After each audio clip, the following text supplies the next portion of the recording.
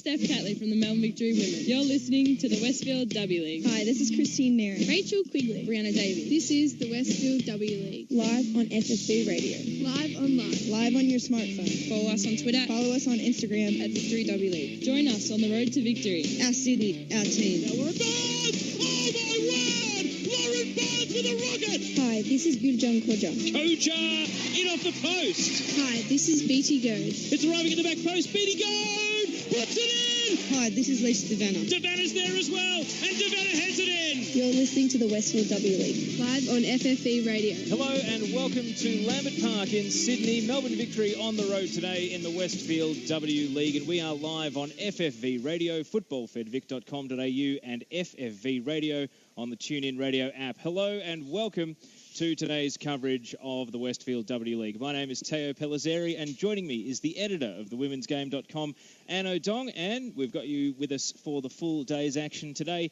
and we're both really looking forward to this match between the Melbourne Victory and Sydney FC. Hello and welcome back to FFV Radio. Thanks for having me back, Teo, and it's a big game between these two sides. In the Men's A-League, it's the Big Blue, and it's definitely become that in the W League. These two sides have now built a really good rivalry, a good history that goes all the way back to the semi-final in Season 4, and of course the big semi-final in Season 6, with Melbourne Victory winning that one and going through to take the championship. And of course, last time we caught up, it was for that semi-final match, and Sydney FC perhaps burning for a little bit of revenge today, while Melbourne Victory, after a shaky start to the season, appear to have hit their straps, and second place on the ladder would be their reward if they can get all 3 points today. So there's plenty on the line, both in a historical context but also immediately relevant to the W League table.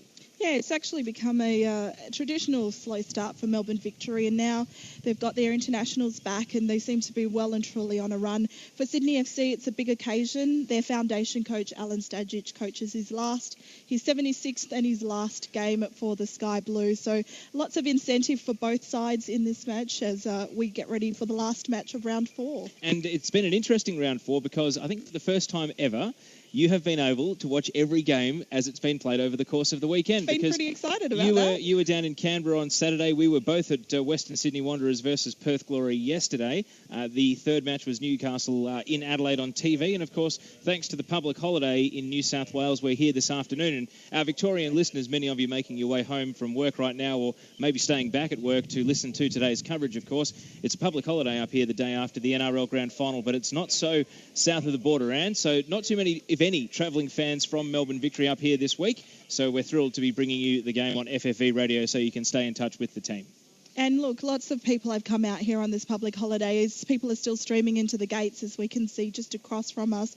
So people have come out to have a look at, I think, one of the matches of the W League. Certainly is going to get a good crowd. Now, Lambert Park was also the venue for the National Premier League's Grand Final on Saturday. FFV Radio was here for that as well, covering it for the FFA. It didn't get the greatest crowd, maybe about 500 fans this afternoon.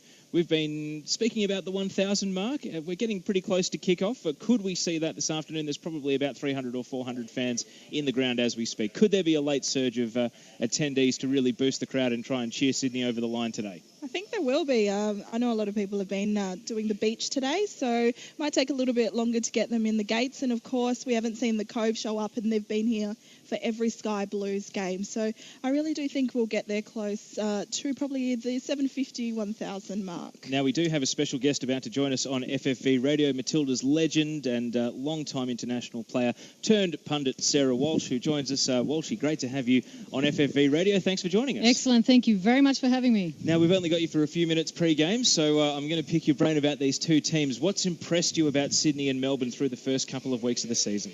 I haven't seen too much of Sydney. I've actually been following Melbourne Victory a fair bit, and I was really impressed with the way that they approached the match against Canberra. I think it was the last TV match down in Canberra. The way that they played their football, and I guess the combinations in the middle of the field, and especially for Gemma Simon's last goal. For the fourth goal down in Canberra. Really excited to see some really good football on display today, and really can't split the two. And as far as expectations of Melbourne Victory for the rest of the year. That loss to Newcastle rattled a few cages down in Victoria, but do you think now with the Americans arrived and over their jet lag that we're going to see a team that could contend for the title after all? I think they're a very different team without those internationals, and we saw that in the first game against Newcastle. And like Anne said, traditionally they're not been great starters. I think we'll see a very strong, solid side in Melbourne today. But also, if you look at across the park, especially Spencer for Sydney FC, she's extremely threatening. But I think they have the players in the back line to be able to cope with her pace. Emma Checker, Steph Catley, who'll be covering each other throughout the match. So I think all over the park, there's not too many weaknesses, so we'll have a bit of a battle. Well, she's Stadge's last game. He's somebody you've known quite well and has been a big part of your career. Tell us, what he's done for the game in this country and what it means and the hole that he leaves in Sydney FC. It's interesting you said. I actually just had a quick chat to him then, and I was just asking if he was emotional, and he said no. Why? And that basically typifies Stadge. Really, he probably would never realise the impact that he's had on the women's game, and especially Sydney FC. And he's always gone out of his way to start training early, and basically he's recruiting at the start of the year when the season hasn't even started. And he really is passionate about the game, and I'm really excited to see what he's going to do at the Matildas level. But he has left a long-lasting legacy, and I think Dan Barrett will slot in nicely there, given that he's been mentored from Stadge. And one last one, Brisbane Roar, the team that made the grand final and played Melbourne Victory last season.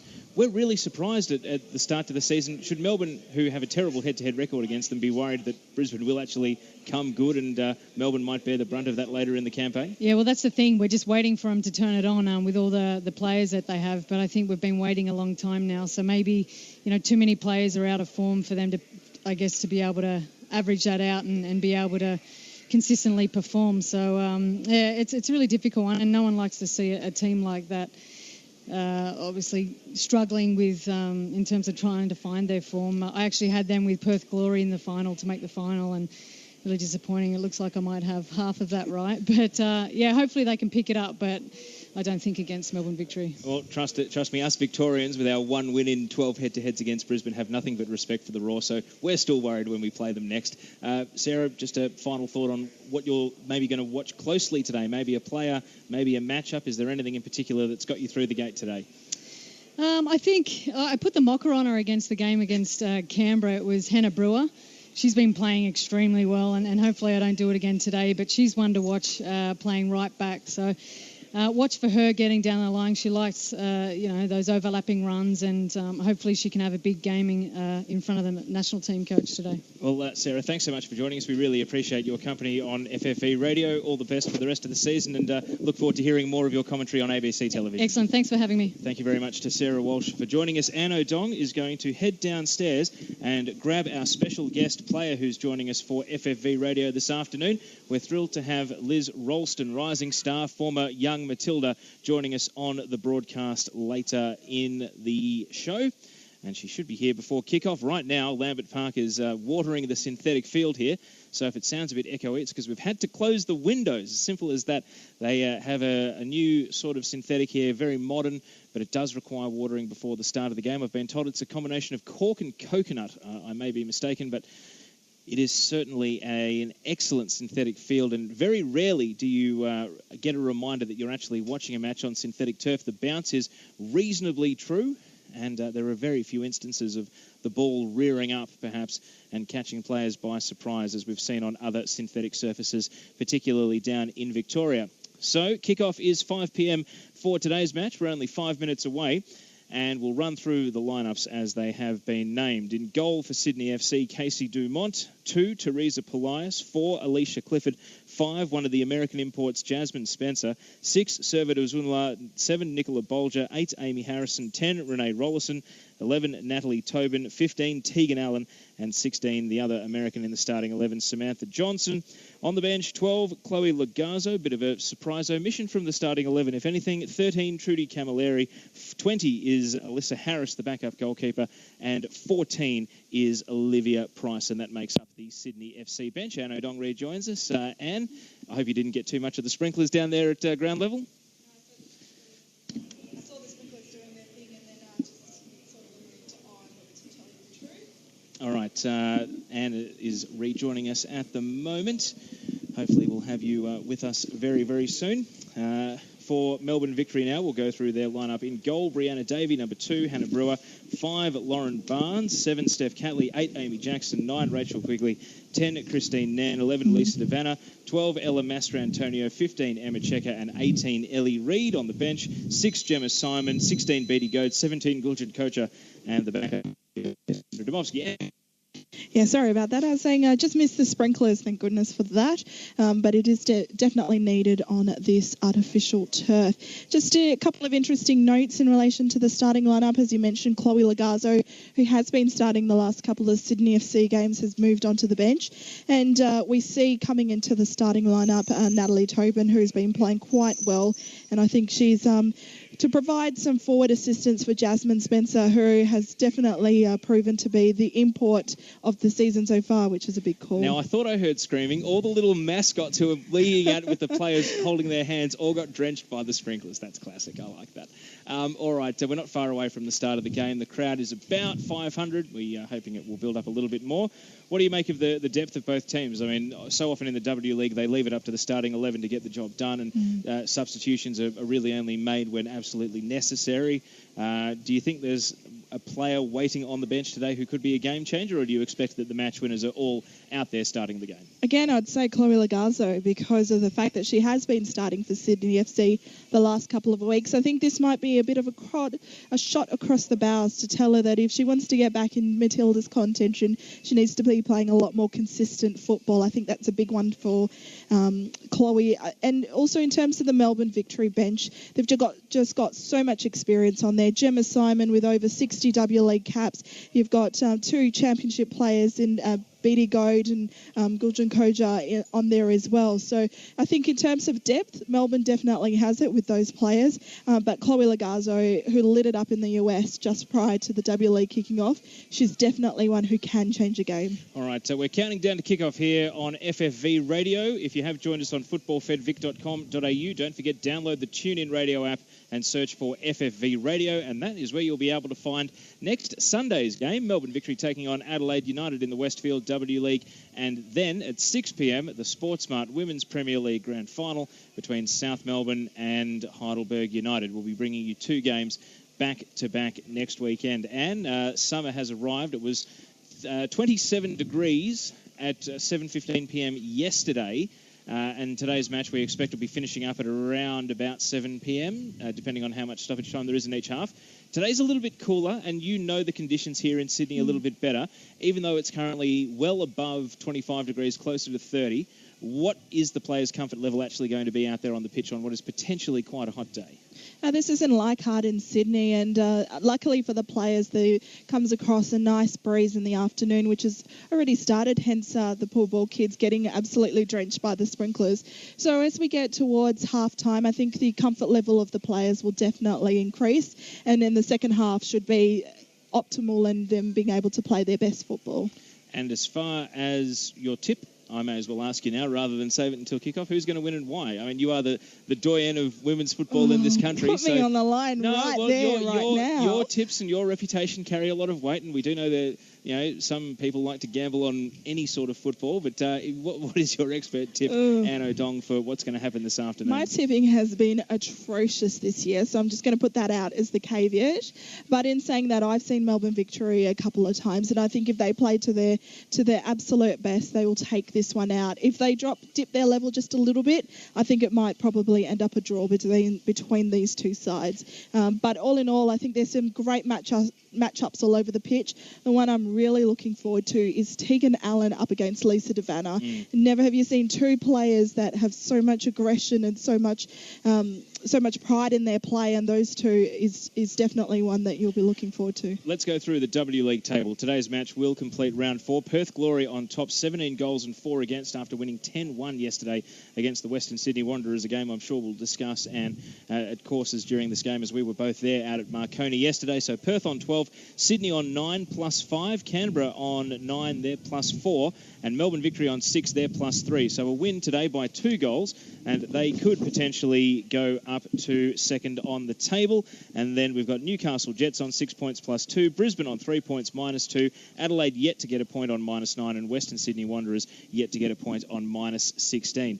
We are about to welcome our special guest to the broadcast today from the Sydney FC women's team. It is one of their rising stars, a former young Matilda, and one of the best on the pitch in the 2013 Grand Final, which Sydney FC won. It's Liz Ralston. Liz, thanks for joining us on FFV Radio. Thank you very much for having me. So not in the squad today. Got to say it must be frustrating for you. What are you currently trying to do to win your place back in the starting 11 for Sydney FC? Look, it's always tough over the past couple of seasons. It's been a bit of a challenge even to, work your way into the squad and get that starting position, which everyone's looking for. So I suppose all I can do is keep putting in at training and keep showing up and doing the best that I can. But it's a highly competitive squad, and I think that's what makes Sydney so special when we come out and play on the pitch, is that everyone is fighting for those spots every week. Yourself and Elise Perry, who aren't in the squad today, both did the warm-up out there. What's the feeling amongst your teammates, and what are your expectations for how your teammates are going to go today?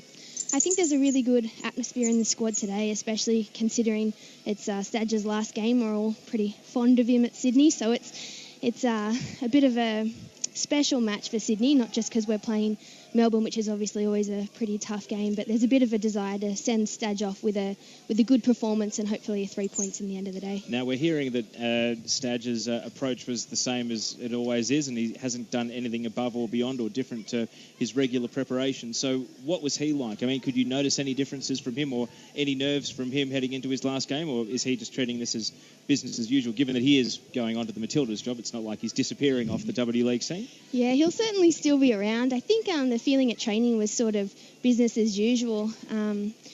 But Stadge is always, well prepared for every match, and especially coming into a game like Melbourne, when we do know that they're particularly strong across the entire squad. There's a bit of a desire, obviously, to come out and give a really strong performance, because we know that's what we're to expect from such a strong Melbourne team. That is Liz Ralston joining us for special comments today on this Westfield W League match on FFV Radio. Anne O'Dong will be staying with us and also on the wireless microphone through the course of the game. And don't forget, we are live and interactive this afternoon, #W League and also #SYDVMVC. That is the easiest way to get in touch with us. Kate Jakovitz is today's referee. Melbourne Victory will be kicking off the game. They're in their home shirt, navy blue with the white V, white shorts and white socks with the thin blue pinstripes. And then Sydney FC in their customary home kit, light blue shirt, dark blue shorts and light blue socks. Liz Ralston, obviously you think Sydney will win, but give us a score. What's going to happen this afternoon? That's always the hope. I think it will be a particularly well-matched game today. I think right across the park there's some really good matchups, which will be really interesting, and I think it will come down to winning those individual 1v1 battles to who takes the 3 points home today. Well, I look forward to leaning on you for your insight into your teammates today and also some of your thoughts on the tactics as the game evolves. We've kicked off and immediately the ball has been hit into touch on the left, and it's going to be a throw-in for Tegan Allen to really get play underway over the head of Spencer, though. Catley takes a touch and passes to Jackson, being closely guarded by Tobin. And she'll defer back to the centre of defence, Emma Checker, and she will go down to Bree Davey, who is in goal. Plays it out to Lauren Barnes, and Barnes sees the ball squeeze under her foot and run out for a throw. So Sydney FC will have the ball in their attacking half. Harrison hurls it down the line. Catley volleying it back out into touch. Crowd has built up late here. The outer side at Lambert Park, which is where the spectator seating is almost entirely full, so more and more fans are starting to take up a position on the hill behind the goal that Sydney FC are attacking in this first half. Harrison on the ball, 10 metres from the top of the area. Square pass, doesn't find a teammate, but Bolger will make it work. Still the all-time leading scorer in games against the Melbourne Victory from any player in any team. You can hear the Cove starting to chime in the background. Crossing to the area from Tobin, headed down by Brewer.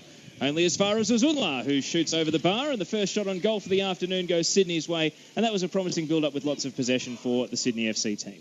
Sure, that's what we always look to do, those 1-2 touches in and around the box. They always create good opportunities for us, and it's a good way to break down a particularly strong Melbourne defence, so I think you might see a lot of that today. Melbourne Victory trying to play the ball out of their defensive half, but Allen volleys it back in to the forward half for Sydney, where Jasmine Spencer has really battling with Catley for the ball, and the referee will blow for the first foul of the afternoon, and it's going Sydney FC's way. I'm looking around for Renee Rollison, whether she's going to come over and take this free kick or not. And it seems as though it's going to be left for Teresa Polias.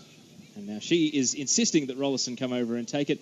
Rollo out of retirement, of course. We thought she'd retired at the end of last season. What's her comeback to football been like? And has she lost any fitness, or is it almost like she was never away? It's almost like she was never gone, and really she never was, you know. She spent the off-season playing for Macarthur Rams and had a really good season there, so it's, you know, business as usual for Rollo. It's good to see her back. Easy claim in the air for Davey, coming out to grab the ball, hurls it out to right back. Reid plays it into the attacking half for Melbourne, but that ball is overhit and will run comfortably down to Casey Dumont, who is in shadow at her end of the ground, and they will come out the shadows and get longer as the game goes on. Rolling it out to Rollison and back to Dumont. So the game hits a little bit of a lull. We've only gone a couple of minutes so far, 2.5 minutes gone on FFV radio coverage of the Westfield W League. Harrison passing to Polias in the centre of the park. Ankles tapped by Quigley. That's a foul. And Anne O'Dong, if we'll throw it over to you, your thoughts on how both teams have settled so far in this match? Not surprised it's taken a little while just to settle down and get into the groove of the match. It is still quite warm outside, although we have the wind coming through. So I think it might take a couple of minutes for them to all get into the passing rhythm. Now, and pre-game we were discussing the dangerous players for both teams. Jasmine Spencer, it looks as though Steph Catley has spent quite a bit of time whenever those two have been on the same side of the pitch. But do you think she'll have a designated marker today, given her lightning pace, something that you said would be the number one thing to watch out for the Melbourne Victory defence? I think so, or I actually see probably Lauren Barnes marshalling the defence in relation to who picks her up. But I think one player, maybe Steph Catley, with her pace, will have the duties on Jasmine Spencer if she goes herring away. Ball in the centre. Spencer on the ball right on cue. And now another foul in the centre of the park. A little bit clumsy from Mastro Antonio, but no wasting any time. Bolger hits the ball out to the left. And now it's an opportunity for Sydney to build. This is Samantha Johnson, unmissable in that headband, tries to break through two players, and it was Brewer and Reid watching her take the ball to the byline, and the referee says it did take a nick off a Victory foot, and it goes behind for the first corner of the day. Liz, what ground does Sydney FC train at? Do you train here, or do you actually have a different training base where you go for your regular training sessions? We have a few. In the lead up to this match, we did have a training session here just yesterday morning. So we normally try to train at the venue if it's home game before the game itself, just to get a bit of an idea of the pitch and get a good touch on the ball beforehand. Otherwise, we do have some other training. Sorry, Liz. It's run through the area, and it looks as though it's going to be harmless. And Devanna retakes possession of the ball. Might be able to launch a counter-attack for the Melbourne Victory here. She's going to drive it all the way up to halfway, and the battle begins. Tegan Allen versus Lisa Devanna. Devanna passes it to Nan. Nan's got Catley White on the touchline, plays a 1-2. Johnson is guarding Nan, and Nan is going to switch flanks and hit it over to the right. And there's Brewer. She's got Reid free on the right if she wants her, but Brewer's going her own way in the centre. Quigley now lays it off out to the right. Sets quite a difficult task for Reid. Reid hits the byline, can't keep it in. And in any event, Clifford was there to head it away. How does this surface play? We've got some synthetic surfaces in Victoria that aren't as modern as this one. They have a much more surprising bounce. Players often get caught giving away handballs, or goalkeepers have to be very careful. But how close is this to real grass and actually playing in a proper grass pitch? Look, at Sydney, we train a fair bit actually on synthetic, so we're pretty seasoned, pretty used to it. This one particularly, though, it does have a bit of an odd bounce. I'm just noticing from the warm-up today that it was just a little bit bouncy, so it's a little bit unpredictable sometimes, but mostly it provides a pretty decent pitch. Catley had her ankles tapped, and coming through there, Harrison appears to have hurt herself as well. Just a tangle of legs, and it's a Melbourne Victory set piece about 10 metres from the top left corner of the area. So first chance for Melbourne Victory to attack seriously, and of course no Micah Rowder-Hooley today, so they have Emma Checker to aim for in the penalty area, but no real designated tall target at these set pieces. Looks as though Christine Nan will be there. Amy Jackson, of course, scored a headed goal against the Western Sydney Wanderers a couple of weeks ago too, and Nan looks as though she's going to take this one left-footed, so no thoughts of a direct shot on goal. 2 in the wall for Sydney FC. This is a potentially dangerous early chance for the Victory. Nan floating it to the back post. It's all Sydney, headed away by Rollison. Now coming in, attempting a volley, mishit by Barnes. And clearing it out of defence is Nicola Bolger. Hits it to Harrison, who's going to look to move down the right. Plays a ball for Spencer, using that pace, running at Emma Checker, and this is danger here for Checker. Spencer standing it up, and now through the right side of the area, firing it at Brie Davey, and it squeezed through her legs. It would have been a horrible feeling, but it's nicked off her foot and gone out for a corner. And Liz Ralston, that was very nearly 1-0 for Jasmine Spencer, and you could see the fear in the Melbourne Victory defence as she went running at them. It was, wasn't it? Something we particularly have talked about is one of our weaknesses at Sydney is always that we're vulnerable on the counter-attack. We've done a bit of work this season to strengthen that up, but Short that is corner, something... Bolger into the area, it's at the back post, flag is up. I think a player sneaking in there was offside, and in fact, I think the flag has gone up there against Renee Rollison, who got forward for the set piece. But sorry, I'll let you finish the point you were making there, Liz. Yeah, but counter-attacks is something that, because Melbourne do play a very similar style of football to us, that we will be looking to exploit throughout the game. So it is a Melbourne Victory free kick, and they have not made the steadiest start here. Sydney FC starting to probe their defence and try their luck. David to kick it out, and now she does. High to the centre of the park.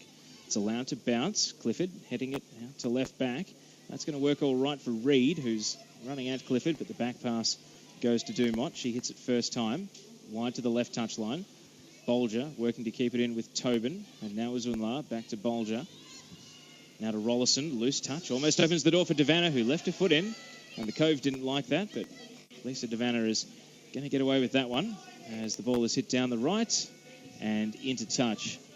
And Devanna, of course, we know, a feisty customer. When she sees the red mist, it often takes quite a bit to get her to calm back down. So already lunging in for one challenge early, but nothing coming of it. Melbourne Victory retaining possession. Brewer to Reed, hits it down the right. It's bouncing. Polias has got the position on Nairn. Passed out of defence. Johnson coming deep to take the ball. Back to Polias. Headed away by Mastro Antonio. It goes into touch, out for a throw. We have now crossed 9 minutes in this first half on FFV Radio. Anne O'Dong, have we got you down on the sidelines? We have, Teo, and I was just down on the sidelines. And look, we just spoke about the fact that it might be a little bit warm, but it's actually perfect conditions down here. Great breeze coming through, just as Steph Catley takes a touch. So it certainly has cooled down a bit then. Melbourne Victory in possession in their defensive half. Jackson battling against Tobin. Wins the 50-50. Quigley to Catley. Catley hits it long. Down to Casey Dumont, who comes out and collects the ball. In training, how is Casey Dumont? She's a player that's been plagued by injuries. Is she actually 100% at the moment, or is she still managing the body, given how banged up she's been over the last 4 or 5 years, just trying to get some consistent football together? Yeah, she's had a bit of a tough run, but I think she's really coming into form, and she always puts up a solid performance. So in training, it's no different. She's always up for the challenge. How tough do you think it was for her mentally, though, battling some of those injuries? She was in the Matilda squad so many times and never actually got that first cap, and it took 3 or 4 years for her to finally break through. I mean, now that she has played for the national team, have you seen a difference in the way that she goes about her football, or is it still very much the player that you knew before? Look, well, since Casey's come into our Sydney squad, I think, it's been business as usual, and I think she's really enjoyed coming down and having that good game time, and aside from the occasional niggle here and there, she's been relatively injury-free, which is always good to see. Back pass from Brewer to Davey, and of course, Davey did make a horrible error with a back pass in the Western Sydney game that ended up in the back of the net, and on this occasion, Davey plays safety first and volleys it behind for another corner, so Polias will go over to take. And this could be potentially dangerous for Melbourne Victory if they keep inviting Sydney on from these set-piece situations. Teresa Polias over the ball at the moment. Drifting it in from the left. Davey gets up, and it's a good take looking into the sun. No hat for Brie today, but she was able to confidently claim that one and rolls it out to Devanna, who's got a bit of real estate to work with. Takes it up to halfway. She's in a 1-on-2, running at Harrison and Allen. Devanna, little step over the ball, now trying to break to the left, still going her own way. Top of the box now. Devanna turns, tries to lose them both. Slipped, crossing into the box. Clifford knocks it away. And it looked as though there might have been a shout for handball, but in fact it was off the head. It comes out to Catley, still in the attacking half of the Melbourne Victory. Reed now has gone over to the left. Catley taking on Allen. Hits the left byline, crossing it into the 6-yard area. Bit of a poor touch from Clifford, but the defence sweeps in and makes amends, and Rollison just kicks it into touch, and it's landed on the Sydney bench, which is right underneath our commentary position here at Lambert Park in Sydney. A little bit of an interesting... Sorry, Anne, we got the start of your point there, if you can come back to us. We'll come back to you soon, Anne, and check back in with you down on the sidelines. Catley hits it into the attacking half. Nan, flick header on, knocked away from Devanna by Polias. Now Tobin to Rollison, back to Dumont. Puts her foot through the ball, up to halfway. Barnes has to shield her eyes from the sun, but meets the volley well. Devanna against Clifford, and the ball deflects off her thigh, and Devanna is down on her haunches and might even lead to a break in play here. Sorry, Anne O'Dong, let's try and check back in with you again. No, it seems we don't quite have Anne O'Dong available to us at the moment down on the sidelines. Anne, have we got you now? I think so. Yes, we do. Okay, perfect. In terms of the sun, it's right in the defence's face, so it's interesting to see Lauren Barnes having to shield herself, and also and Brianna Davey, who's actually not wearing a hat today. So thrown in. Catley. Master Antonio. Back to left back where Barnes has the socks above the knees today. Interesting look. Hitting it down the line. Clifford heads it away. Harrison now. Little up and under header. Catley watches it bounce out for a throw. Game's balanced back out. Sydney may be having the better of the early chances, but now Melbourne finding a way back into it. Master Antonio playing it to the left, but Allen is guarding Devanna. Poor pass. Bounce straight to Reid. Now back out to the left. And the header back towards Dumont, and the goalkeeper will claim the ball comfortably at the moment. It's a bit of a midfield battle at the moment, Liz. Neither side is really on top. It is, yeah, and I think that's sort of what we expected going into the game now. I think the game will be won and lost in the middle of the park today, so it'll be very important for the girls in the middle to stay on top of their individual battles and really control that midfield. And here's the other individual battle that was Anne O'Dong flagged at the start of the broadcast, the two number 5s, Barnes and Spencer. Barnes went for a run and got into trouble, dispossessed by Bolger, and now Spencer, her direct opponent, is trying to break away. Through ball over to the left side. Johnson into the area, being guarded by Brewer. This is Samantha Johnson. Brewer goes to ground. Got a little touch on the ball just to take it away from her. But Johnson goes and chases it back down. Now being guarded over on the outer side, and it's been knocked behind by Quigley, who was back on defensive duty. So a third corner on the left flank for Sydney FC, and they have another chance to try and open the scoring here. It's been an interesting start to this match from Jasmine Spencer, trying to unlock this victory defence. And Sam Johnson on that occasion, teaming up with her well. Polias over the corner again. Davey's been commanding in the air so far. This one's going to go to the near post. Headed by Azunla, and Davey tips it over. A sensational save. Diving back and tipping it over with her left hand out for another corner. And that set play nearly worked to perfection. And Liz Servet Azunla with a very powerful header so far from goal. Yeah, she's such a great finisher. I think something that Melbourne really needs to be aware of today is playing higher up the pitch. She really is a great threat when it comes to particularly set pieces. So another corner for Sydney. This time it's going to be on the right. Polias floats it in. Davey can only paddle it away as far as Devanna, who volleys it clear, and then Nan heads it out of the box.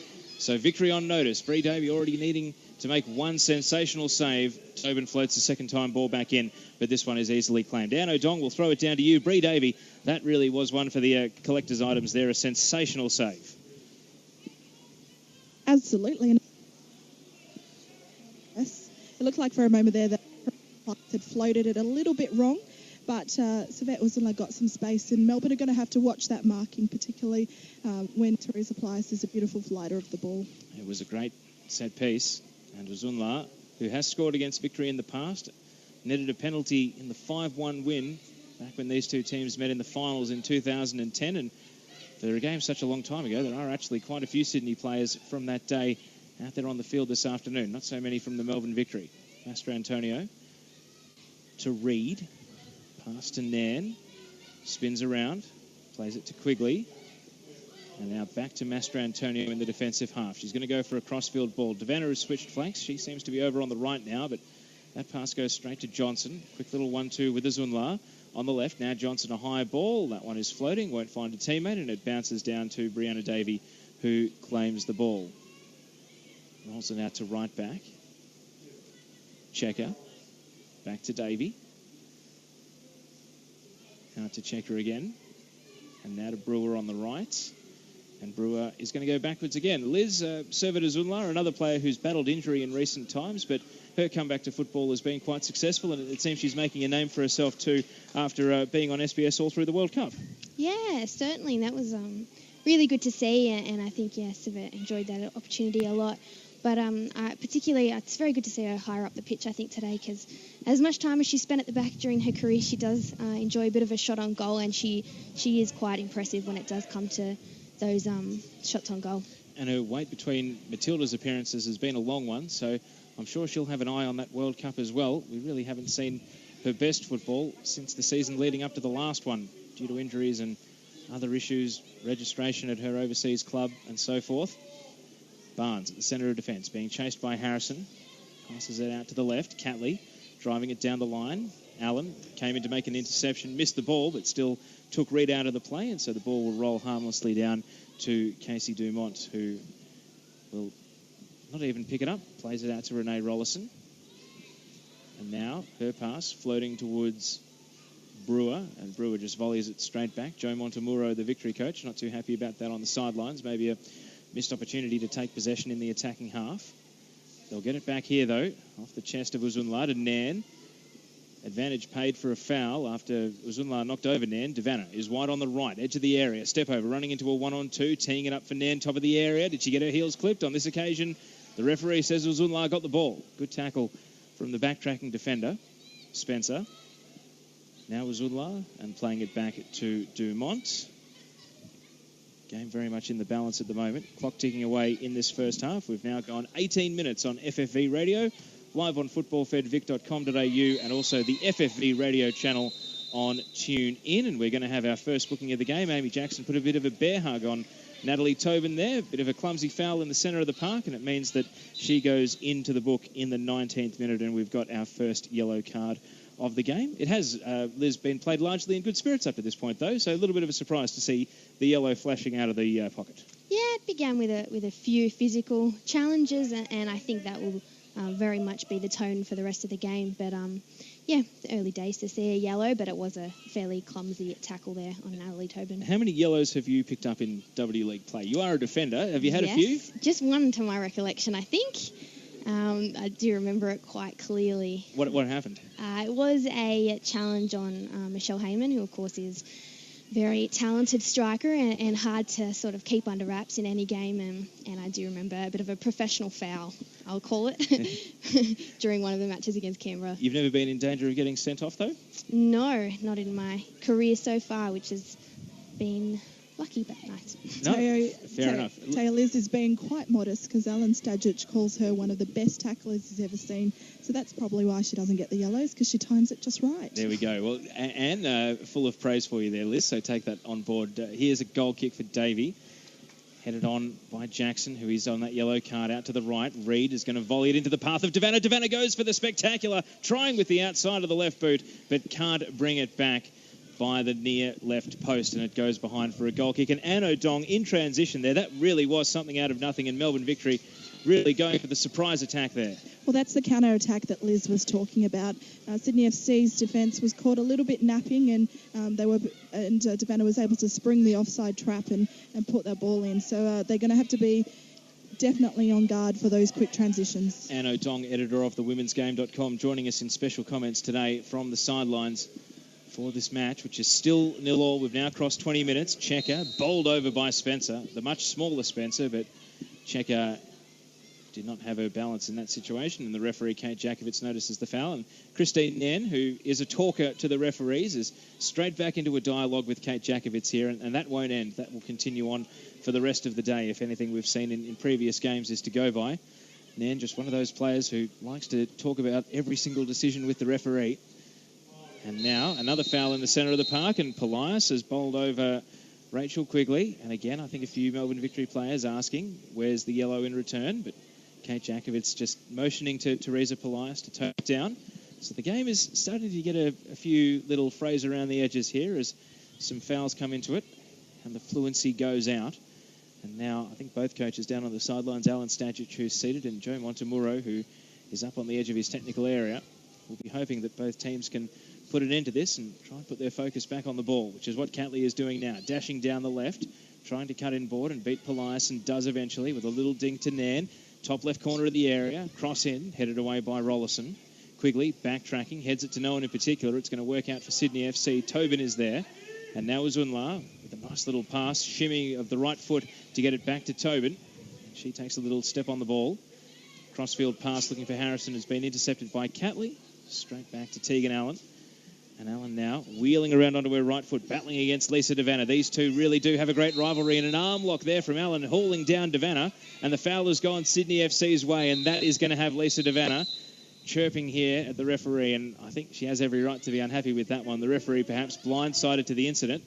And now Kate Jakovitz, and you might have heard it come through the microphone there, Lisa Devanna there saying she had my arm. She's going to get a talking to here. And Anne O'Dong, if we can throw it down to you, it's that frustration that tends to boil over at times that'll make every Melbourne Victory fan nervous. Yeah, but it's a great battle, those two. And as you said, arms were locked, and unfortunately Kate was blindsided and couldn't quite see it. But look, that's a battle that's going to be raging all day, and Lisa might just have to keep her cool because it's still a long time till the 90 minutes is over. And Tegan Allen, Liz, her battles with Lisa Devanna, whether it was for Sydney FC or Western Sydney last season, they've been the highlight, really, of the matches between Melbourne or Lisa when she's been for them. Stay with play for a moment here because we might have a shot on goal as Jackson bowls over Spencer. Lucky she got the ball first because that was a spectacular tumble from Spencer, and she definitely got legged by Jackson, but I think she maybe tripped on the ball. But Tegan Allen, does she set herself in particular for these battles against Lisa Devanna, or does she still walk around like it's just any other game? I think these kinds of challenges for Tegan, I think, are especially enjoyable. I know that she likes to get in a bit of a physical tussle when she can, and I think it'll be a really good matchup. But as you can see there, she's very aware of Devanna's speed, and I think she knows how to protect the ball really quite well, so it should be interesting. Ball in the centre, Quigley looking for the run of Nairn. Pass intercepted initially, but Victory will get the ball back. Brewer on the right, inside her attacking half. First thought was to go backwards, but I think the cries of her teammates to hit it forward, one out. Tried to find Quigley over the top. Couldn't bring it down with the right foot, and it runs down to Dumont. And as the shadows start to get longer, they're just about out to the edge of Melbourne's attacking third now. Sydney FC back in possession. They do have lights here, but I suspect we won't need them before the end of today's game. Sun in the eye is certainly a factor. Bree Davey screening them now as a long ball comes in over the top. Spencer tries to bring it down against Checker. The battle of tall and small once again. She's just going to take a long shot, and it bounces off the synthetic straight at Bree Davey. It's the first shot on target we've had since Davey's last save, which was a very good one, tipping the header from Saveta Zunla over the bar. We've now crossed 25 minutes on FFV Radio, and of course the score is 0-0, and that is on the Banking on Football scoreboard. And today's broadcast also brought to you by Melbourne Victory major sponsor Jets Fitness. Tay, you speak about the fact that the players, I'll keep with the play.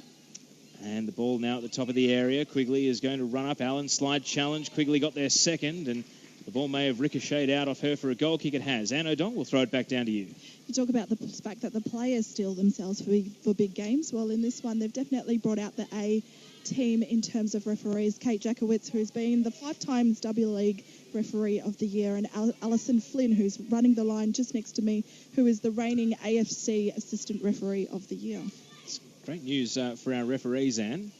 I'll stay with play for a moment. Jackson's caught in possession. And now, possession taken away by Ozunla. Throws her head back as she's not happy with the long ball, but it may yet work out. Checker will play safety first and hit it into touch for a throw. Kate Jakovitz was actually refereeing National Premier League's men's matches down in Victoria. It seems as though the AFC must have said that before she went overseas for that tour of duty that they wanted her to take on some high-intensity games, and certainly one of them that ended up on the FFV YouTube channel. She did a sensational job in a fairly hostile environment. I think it was a match between Green Gully and the Ballarat Red Devils where she had some tough penalty calls and so forth and did very well. She might be on duty here as Sydney interplay at the top of the area. Harrison, right-footed cross, and it's deflected out off Catley for a corner. And Sydney FC, Bolger and Harrison there really getting into a bit of passing rhythm. The ball's behind for a corner, and Liz, that was arguably Sydney's best move of the day. Yeah, that's great build-up there from Nicola and Amy. They really do work well together, and I think Nicola almost pulled the trigger then. She had a look at it and sort of sized it up a little bit, but she's got to be one to bet on for a goal this match. Short corner, goes to Ozunla, and she just gets her pocket picked by Quigley there. Very awake to the danger, and now, as has been the case a few times, Devanna breaking out of the defensive half, tries the crossfield Hollywood ball for Nairn, and Tegan Allen read it like a book, coming in and taking it away. Tobin backtracking into the defence, passing to Harrison on the right. Back to Tobin. Now Polias and Tobin again. You can hear the shouts of Joe Montemuro from down on the sidelines, instructing his team to defend as a unit. Harrison swinging a ball, headed away by Barnes to Jackson, volleyed on. Devanna volleys it straight to Polias. 26 minutes gone, still 0-0 between these two teams. Sydney FC hosting the Melbourne Victory on FFV Radio. In the centre circle, Nicola Bolger. And now Rollison driving forward, loose touch. Allowed Reid to come in and take the ball away. And Melbourne Victory, it's 3-on-4 if they're good enough here. Through pass, flag up against Devanna. I think she went way too early there, and the flag goes up. And Casey Dumont, in any event, would have got to the ball first. Anne O'Dong seems as though the game has got through that little rough patch with a few fouls, and it's finding its fluency once again. And also the space is opening up. You can see the lines, definite lines between the two sides. It's interesting to see Nan, who's the Jess Fishlock replacement, I guess you would call it. She's also doing the Jess Fishlock thing, which is playing a little bit higher up the pitch and really providing support to Quigley and Devanna. For those of you who may have joined us late, the benches for both teams today: Chloe Lagazzo, Trudy Camilleri, Olivia Price and Alyssa Harris for Sydney FC. And for Melbourne Victory, Gemma Simon, Beattie Goad, Guljan Kocha and the backup goalkeeper Cassandra Domovsky. And those Melbourne Victory substitutes were walking the sidelines a moment ago before resuming their seats on the bench. Sydney in their defensive half at the moment. Clifford on the ball. Devanna catches her in possession. Still a long way from goal, though, and Clifford fighting to try and win the ball back. It deflects to Quigley. This is all happening in a central position, about 10 metres inside the attacking half. Now a sideways pass from Mastrantonio to Reid, who's bowled over by Uzunla, crashing through. She's on her own against the back four here. Does she fancy a long shot? Uzunla tries to thread through Harrison down the right. It's a good ball. Davey charging out of her line, and she didn't know much about it, but the ball takes a deflection off her trailing leg and goes out for a throw. And Amy Harrison is really starting to wreak havoc down the right flank. Liz, that was another great move from the young wing-back. Yeah, I think it came down to some good build-up there from Servette and a brilliant tackle and great defending there to get in front and intercept that ball and then go for a bit of a run where she didn't really have too many options, but a good run in the end from Amy. So another talking to here for Ella Mastrantonio. No booking. And it's going to be a Sydney throw deep on the right to be taken by that woman, Amy Harrison. In it comes. Little 1-2 with Uzunla, and then Catley charges it down and puts it back into touch for another throw. Liz, you played with Amy Harrison and the young Matildas, and she was in the midfield role, and last season she was a defender. Which of the two positions does she prefer? I think Amy prefers getting forward. She did start off a bit in the middle of the park and then got dropped back to left back for the most part of last season, but I think she really does enjoy that wing role and getting a bit of a chance on goal. And a player who burst onto the scene in a televised game, round one last year, where Sydney defeated Melbourne Victory 5-1. Amy Harrison hit the post with what probably would have been the goal of the year had it gone in what was a sensational performance, and she was playing as a left back that day. Anne O'Dong, it seems as though her star has risen very, very quickly. Absolutely, and she's one of those players that has been earmarked quite early with the New South Wales Institute of Sport, and she's definitely moved on, and Stadgich has been a large part of her development. Someone who you figure will be a part of the Matildas mix for the World Cup, if not necessarily on the plane to Canada, but who knows, a good W League season and promising in training camps, and anything's possible. High ball into the attacking half. Reid flicking it on for Devanna, being closely guarded by Clifford. Tobin comes over. Devanna can't keep her feet, and I think the reason for that may have been that Clifford had a little pull on the jersey, and it's a foul in the centre of the park, about 10 metres inside halfway. And I think Christine Nairn might say that is close enough. No, it's not. Mastrantonio takes it quickly. Devanna back to Nairn, now 10 metres from the top of the box, turning onto her left, chipping a ball into the area. It's shouldered away by Clifford, unconventional but effective, and then hit into touch by Tobin. So it's a victory throw. Half an hour gone here in this Westfield W League match. Breeze is picking up down here with the clouds finally coming over the sun, and it's gone a bit cool. I can tell you that in the space of about 2 hours yesterday evening, the temperature dropped about 10 degrees from 34 down to 24. So while today didn't quite get to as high a peak, the cool change appears to have arrived, and that will certainly assist the players' comfort as they look to run out the 90 minutes at full intensity. Reid, 15 metres from the top of the box. In traffic, trying to pass sideways. Devanna actually got caught behind the referee there. So of all things to get frustrated about, that's another one. Passing out from right back. Allen, her initial ball was blocked by Barnes. Second time, sails into touch, out for a throw. Liz, the game seems to be in a bit of an arm wrestle at the moment. Neither team is on top. Who would Sydney look to in this instance to try and be a game breaker and get a bit of a spark? Yeah, look, I think there's a number of players really who could take on that role, change the game and give us a bit of a foot up, but certainly looking to Jasmine Spencer, even Savette Uzenla or possibly even Amy Harrison to break the scoreline here. Ball through the right, Brewer looking for Jackson, fumbled by Dumont, and Jackson puts it into the side netting. The flag was up in any event, I suspect perhaps for a foul by Jackson on the keeper. Let's go to Twitter, hashtag WLeague or hashtag MVC, hashtag SYDVMVC. I'll get that tongue twister right eventually. Belinda says, listening from Perth, and it's great to hear the players' insights. Cheers. Well, thank you very much, Melinda. Also, Anthony, fabulous to see the crew in Sydney. Great effort by all concerned. Thank you, Anthony, for tweeting in.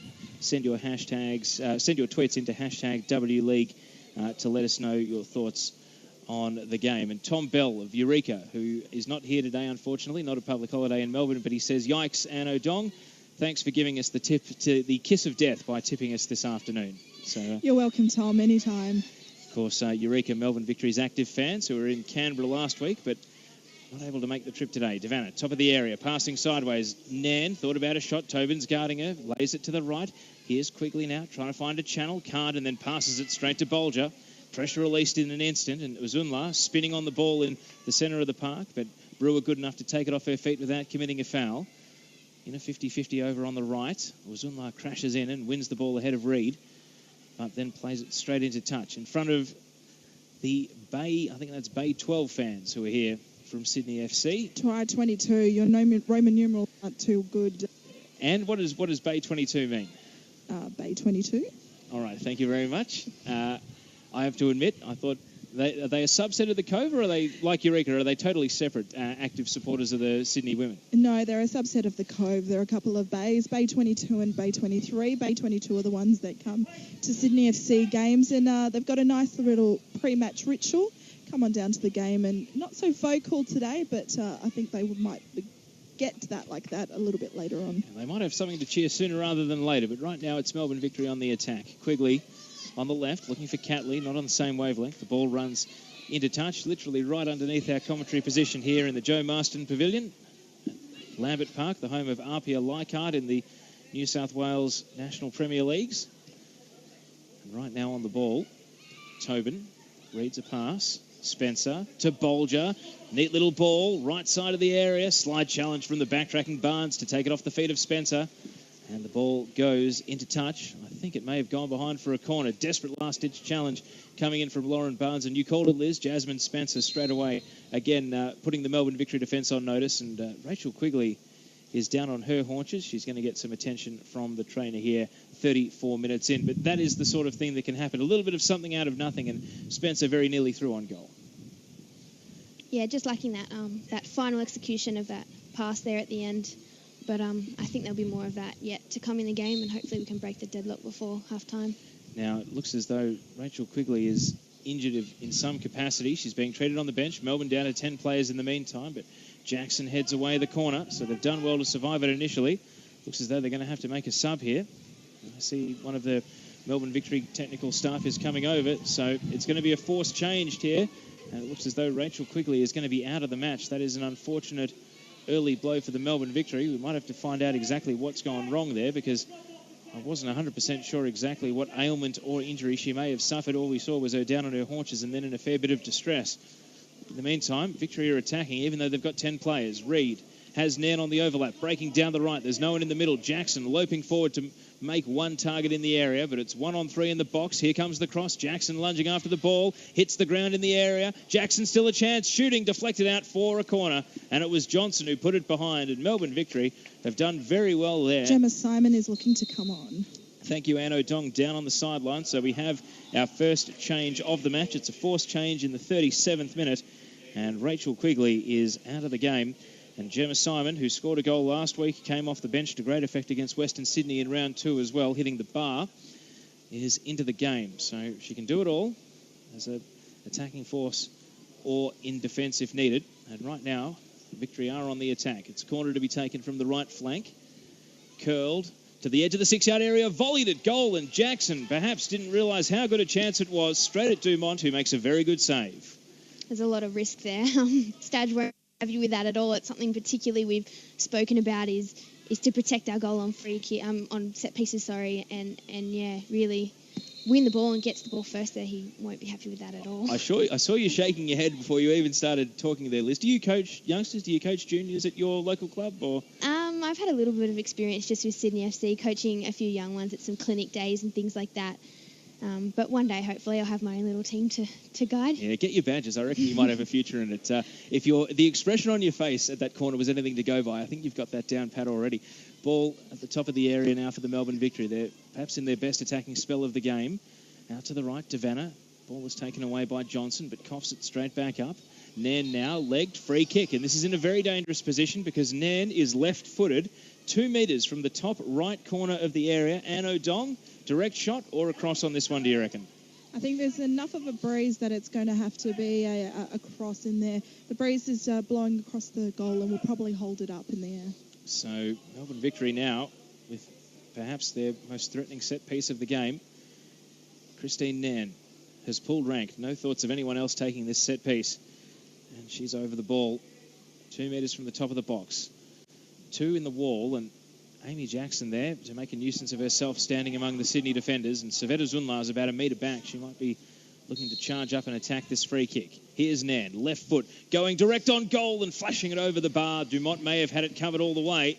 And if anything, I think she may have got fingertips on it because it's gone out for a corner. But that was another good save, and Casey Dumont had the angles covered. Yeah, I think she did the whole way across that one there, but a lot of danger there for Sydney at the back. I think they need to be a little bit more careful there with their defending at times, especially as we watch this next corner go in. As the light rail goes past behind the end that Melbourne's taking the corner from here at Lambert Park. Here comes the set piece. Nairn drifting it. First header, Allen. Just skims it through the area. Barnes, left side of the box, crossing it back into the hot spot. Good header by Ozunla to get it away. And now Nairn again, taking possession. Reid breaking down the right. A few arms went up for offside, but it is in open play. Spencer charges it down, hits it straight to Nairn. Right foot cross to the edge of the 6-yard box. Volleyed away by Rollison. High ball. Master Antonio sticks out the back of the right foot and volleys it straight to Brewer. That's a completed pass. Well done, Master Antonio. Victory keep the ball. Catley wide on the left, swinging in another cross over the head of Reid. To the top of the box, here's Nairn, and she is charged down by Johnson, who gets it away out for a throw, and a little bit of hectic defending for Sydney FC. That's probably the longest sustained period of pressure Melbourne have put on all day, but they stood up to it that time. Yeah, we got caught out quite severely there in terms of position with Amy Harrison over the left side of the field and that bit of a gap there on the left with Catley running with the ball. So it was a bit of a dangerous spell there, and hopefully we can get a bit of structure back and be a bit more clinical in our defensive shape. And Amy Harrison has certainly kept Steph Catley pinned inside the defensive half for a lot of this first 45. So Catley getting forward there, that's something that Melbourne Victory will hope to do a bit more of as the second half approaches. But there's still 5+ stoppage to go in this one. And Sydney FC want a goal. Johnson lays it off for Ozunla down the left. Can she get there before the byline? She can't. It goes long and out for a throw. Teo, just a little bit of concern for Rachel Quigley. She's just gone inside the change rooms. They were doing the medical staff was performing a concussion test with the figure just in front of her eyes, and she's just gone inside. So I'll try and find out at half-time her condition. Did she get a ball in the face, or might it have been an errant elbow or hand that's caused this problem, Anne? It looked like an errant limb, but I'm not too sure, but I'll try and find out for you at half-time. Anne O'Dong, editor of The Women's Game, down on the sidelines, and don't forget to follow at The Women's Game on Twitter. Of course, live tweeting here today as well. I had the honour, if I may say, Anne, of live tweeting yesterday's Western Sydney Wanderers versus Perth Glory game. That was a lot of work. 11 goals, Anne. We're not going to see 11 today, are we? You did all right, and so I think we might keep you. All right, ball in the centre of the park. Although in saying that, just before half-time yesterday, it was still 0-0. It certainly was. There were 6 goals scored in 10 minutes of play. We'll get back to that because we might have one here. Davey charges out of her line, diving at the feet of Spencer. She had the advantage there, and Spencer, lightning quick, accelerating late, but Davey out to claim the ball. Liz, if I can ask you about your thoughts yesterday on the match between Western Sydney and Perth Glory, 10-1. Were you shocked when you saw the score? I mean, did it catch you by surprise? Or? I think it did a little bit. I mean, personally, I always expected Perth to come out on top of that one. But, yeah, bit of an interesting result there to to follow out the rounds for this weekend. One of your former teammates, Caitlin Ford, scored 2 goals and actually spent a lot of the match in central midfield. It really seems as though she's adding a few strings to her bow. Yeah, I think when Perth do come up against Sydney, it'll be a bit of an interesting game, given the history of players like Caitlin Ford and Sam Kerr, which we've had to let go for this season, and were previously at Sydney and made a big difference in our squad. Ball on the right for Melbourne Victory. Those are the thoughts of Liz Ralston, Sydney FC player, former young Matilda, with us in commentary on FFV Radio this afternoon. And on the hashtag W League, Edo says listening from Malaysia today. Thank you very much, Edo, for tuning in. And Julian Trantino, the media manager for Football Federation Victoria and the Melbourne Victory Women, says that the office has it on at the FFV Towers back in Melbourne. So great to know that you're all tuned in and listening. And while it's just in the midfield, Edo is actually in Malaysia for the under-16s AFC qualifiers with the Mini Matildas, who are kicking off at 7:30 p.m. tonight. And speaking of kicking off, Nan has just roosted one, and it's almost hit the light rail as it goes past again behind the goal. And that was dangerously close to my car, Anno Dong, so let's hope no more of those. Our car, so we're both hoping no more of those. And it's going to be kicked out again by Dumont from the centre of defence. Mini Matildas had a pretty good win, Anno Dong. Bring us up to speed with what happened the other day. Yeah, the Mini Matildas are playing in the AFC Under-16 qualifiers for next year's championships, which also double as a World Cup. They defeated Vietnam 6-0, and a couple of really good players in there who Sydney FC have got an eye on 1 or 2, and Melbourne Victory as well, with a couple of Victorians getting 3 goals in that 6. Well, the Taranto sisters, and twins, in fact. I'm hoping they can become the Stephen Mark War of Australian soccer. Who knows? Ball in the centre of the park. Barnes hits it to the top of the area. And Gemma Simon, handball. Just trying to get a handle on exactly what position Gemma Simon has slotted into since coming on for Rachel Quigley. Anne, has it been immediately obvious? It seems as though she's been floating around the park quite a bit. Yeah, it's been almost a like-for-like substitution. She's playing a little bit higher off the pitch, trying to support Lisa Devanna, but also dropping back to support the likes of Ella Mastro-Antonio and Ali Reid as required. We've got just 1 minute and 15 seconds until stoppage time, and then it will be half-time here on FFV Radio. It's still 0-0 between these two teams. Ball passed back to Dumont. Kicks off from the top of the D. You hear the shouts of good from Joe Montemuro down on the sidelines as Victory are pressing up, but Sydney FC have broken through, and now Polias hitting a ball for Spencer. Checker's got a metre on her. Spencer coming late, and she just barged Checker there at the very end, but Bree Davey was out of her line to collect the ball. Rolls it out. Barnes travelling with the ball into the defensive third. Nan, back pass straight to Spencer. Dangerous. Checker now caught out of position briefly, and Spencer tried to turn inside, and Checker read it well, taking the ball off her feet. Nan back to Catley. Hits it straight to Tegan Allen. Teresa Polias back to Allen, to the centre of defence, to Rollison. 20 seconds of regulation to go in the first half. Liz Ralston, I might get your thoughts so you can go down and listen to the halftime team talk.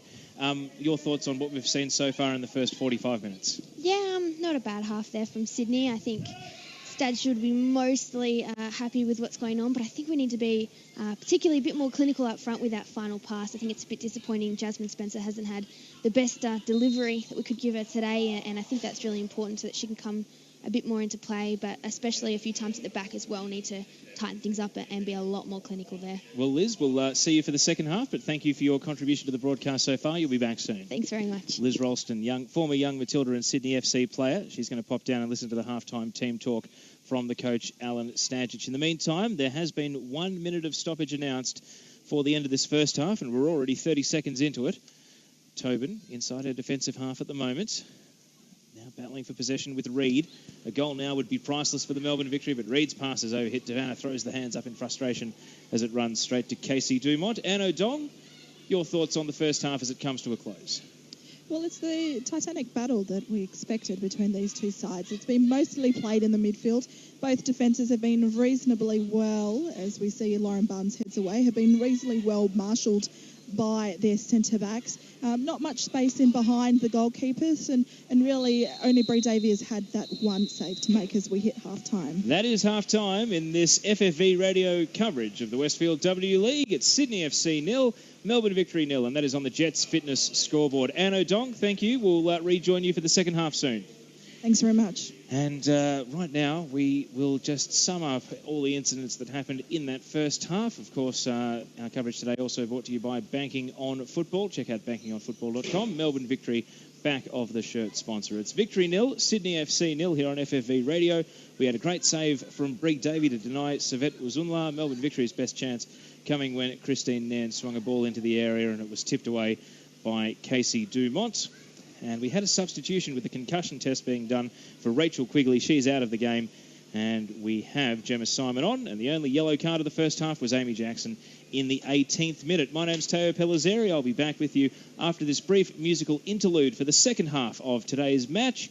So don't forget to join us on footballfedvic.com.au and also streaming on TuneIn Radio. Get the TuneIn Radio app, search for FFV Radio, and next Sunday it's going to be Melbourne Victory versus Adelaide United from 2:45pm in the Westfield W League. And then we continue on at 6pm, the Sportsmart Women's Premier League Grand Final, South Melbourne taking on Heidelberg United. Both of those games will be live on FFV Radio. Make sure you join us for that and for the second half, which is coming up in a few minutes from now. Right now, a brief musical interlude, and then we'll be back with the second half of this Westfield W League game.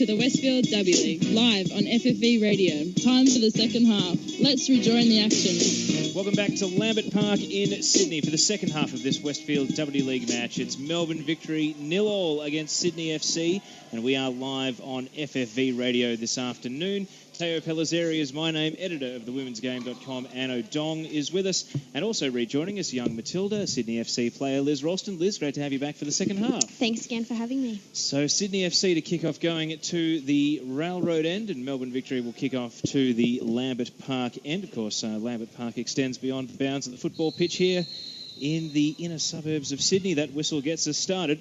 So will there be a goal? We've had one sub in the first half with Rachel Quigley out of the game, and we have Gemma Simon on. Anno Dong, editor of thewomensgame.com, has rejoined us on the sidelines, and we have an update on how Rachel Quigley is going.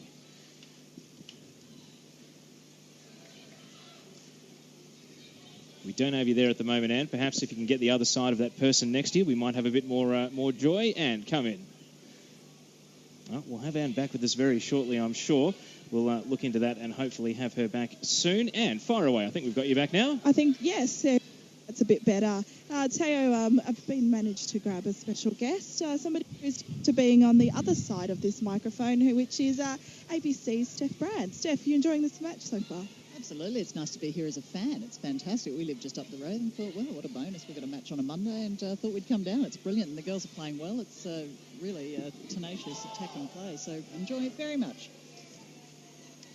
Thank you, Anne. Down on the sidelines, we've just lost you again down there, but I'm sure we'll come back to you soon. If you can give our thanks to Steph Browns as well for joining you. Thanks very much, Teo. All right, ball wide on the left. Uzunla trying to hit it into the area, but loses possession to Mastrantonio. Bolger now taking a speculative shot, runs down to Bree Davey.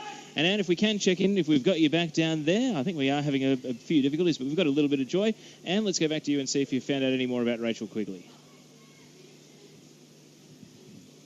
Ball on the left. Catley passing in board. Mastrantonio. Back to Catley.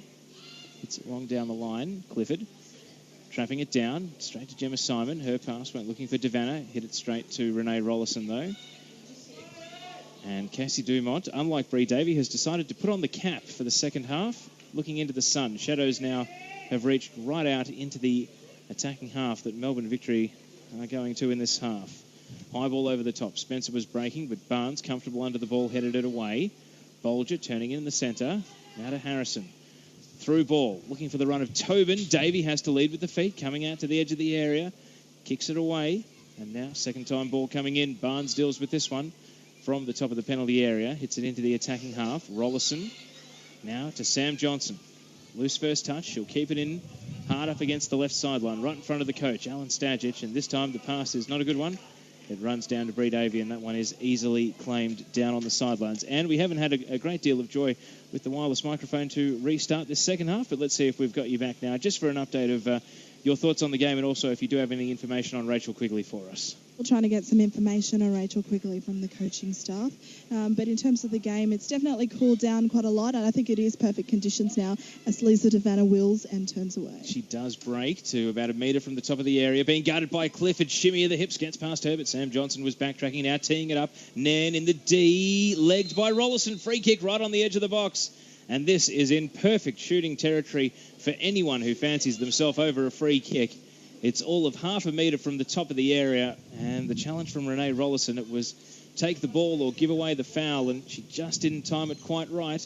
And this will be a tough set-piece situation, and Liz Ralston, Casey Dumont's put on the cap here for the second half, and I'm sure she'll be feeling nervous, but still barking the instructions at the wall. Yeah, she has. There was a bit of a discussion about that in the change room before we came out, just to consider the sun as a bit of a factor in this second half, but there's a lot of danger here with this free kick, and it's always disappointing for a defender to give away a free kick in that kind of vicinity. So it's two left-footers over the free kick, Nan and Catley. It's Nan to take, straight into the wall, volleyed back to Nan, lays it off to Catley, wide on the left, driving it to the edge of the 6-yard box, and Polias puts it behind for a corner, and Casey Dumont rips the cap off and throws it into the net. Looks as though she's going to go without here for this set piece. Early stages of the second half. We've gone 49 minutes, I should say. And just a quick update on Rachel Quigley. She is back on the bench. She's just got a little bit of concussion, and they're just keeping an eye on her for a while. And as Guljan Koja said, she's alive. Excellent. That's great news. And G with a smile on her face. So hopefully Rachel has one soon too. Here's Nan with the corner. It's allowed to bounce in the area, through the penalty area, over the head of Ellie Reid. And that's perhaps the first time today we've seen the ball behave like it is on a synthetic surface, because Reid just totally ran underneath that one, and it has run out for a throw. So good news for everyone listening. I know that Beverly Quigley is a regular listener to our broadcasts on FFV Radio, that it's a mild concussion for Rachel Quigley, and she's already retaken her seat back on the bench after being assessed during the half-time break. Gemma Simon on as her replacement. Sydney FC yet to turn to the bench. Still got Lagazzo, Camilleri and Price of the outfielders to choose from, and also Alyssa Harris. Ball is headed into touch. Liz Ralston, can you give us any insight into any pre-planned subs that are coming up? Is someone setting themselves to come on at the 60th minute? I think you might find that Chloe Lagazzo might come on just to change things up a little bit. But we do have a bit of an attacking flair there on the bench, which will certainly make an impact. Uzunla is going to get booked here for a challenge on Devanna, another free kick near the top of the box, and this time it's about 5 metres from the top right corner of the area. Savetta Uzunla goes over to protest her innocence, but in the 51st minute, that is Sydney FC's first yellow card of the game. Savette goes into the book, and Nan will take the free kick. So Melbourne Victory, with one dangerous set piece that was already defended by the wall, now have another here at the start of the second half. Kate Jakovitz, the referee, as Beth has tweeted in, of course, back from the Asian Games where she had the gold medal match. So making some real inroads into women's football as a referee is Kate Jakovitz. And thank you for tweeting in, Beth. And hashtag WLeague is how you can get in touch with us, live and interactive. Here's the free kick, swinging into the area. And Rollison read it best in the air through the penalty area. And Devanna must have been offside when the free kick was taken as she takes possession at the back of the 6-yard box. Liz, how much would you like there to be 5 on the bench? I know that every time we get a player on as a special guest, we ask them about that. I mean, is it something that you would like to see, just to perhaps get a little bit more of an opportunity, or right now is 4 the right number, especially given that you maybe don't want to take 5 substitutes away with you when you play interstate? Yeah, I think it would certainly help me a lot, that's for sure, just having those extra numbers on the bench. I think that once you take a second goalkeeper out of the equation, it's really only 3 field players that are available there for a sub. So, I mean, I personally would like to see a bit more variety, even if it was limited to the 3 subs that could be made. But perhaps even having that 4th or 5th field player there on the bench just to choose from, just to, give a bit more of an opportunity for players who are really part of the squad to travel on game days especially. Throw in is headed to the centre of the Victory defence. Checker coughs it up. Harrison running, chased down by Catley, who gives away a foul, and Catley's frustrated about that one. And this is in a dangerous position for Sydney, about 5 metres from the top of the area, in a central right position, perfect for a left footer, but a right footer still might fancy their chances over this one. Anne O'Dong on the sidelines. I can see why Catley might be a little bit frustrated with that one. It looked like Harrison might have just run into the back of her legs. So I can see Steph's frustration there. So it's going to be Renee Rollison over the set piece. Melbourne Victory with 4 on the wall. Bree Davey is currently up against her left-hand post, issuing the instructions, and now takes a position in the centre of the goal. In fact, I think it is going to be Rollison floating it into the area. Flick header on by Ozunla, and Barnes was right there with her head-to-head, and it's gone out for a corner. Barnes must have got the last touch. And Saved Ozunla, who had Sydney FC's best chance at the first half, is dangerous again here in the second. So at the railway end, it is going to be Teresa Polias to take the set piece. Tobin runs in for the short corner, but she's going to be ignored. Here comes the ball. Polias floating it high to a central position. Ozunla the target again. Ball off her back, if anything. And Lisa Devanna coming away with possession. We saw this a few times in the first half, and now she's getting into a gallop. She's arm in arm with Harrison and laying it off out to the left. Here goes Reid, bursting. She's 5 metres from the top of the area. Now at the top of the area, wide on the left. Turning onto her right foot, trying to cross, and Tegan Allen blocks it away. Back to Reid. Turning. Passing to Catley. First time cross on the left foot is perfect. And it reared up, and Nairn unable to head it on goal. Had a header at the back post, but it deflects off her and it runs out for a throw. It was a great chance, and Anne O'Dong, Christine Nairn, just not tall enough to get over the ball on that occasion. And the header goes across the face of goal. No, and Stadge wouldn't be happy with that she got a free back post run in there. So in terms of watching Nairn, she's starting to float and find a little bit of space, which she didn't find in the first half. So that's not great news for Sydney, and they'll definitely be wanting to watch that. Well, it was a great chance, but Christine Nairn just not tall enough to get over the ball and head it on goal. And Lisa Devanna running at the Sydney defence there and getting a bit of joy. Hit into the attacking half. Master Antonio volleys it down. And now, again with a high boot on Polias. That might be a card when they come back to it. Tobin, in the meantime, wants to keep the attack going.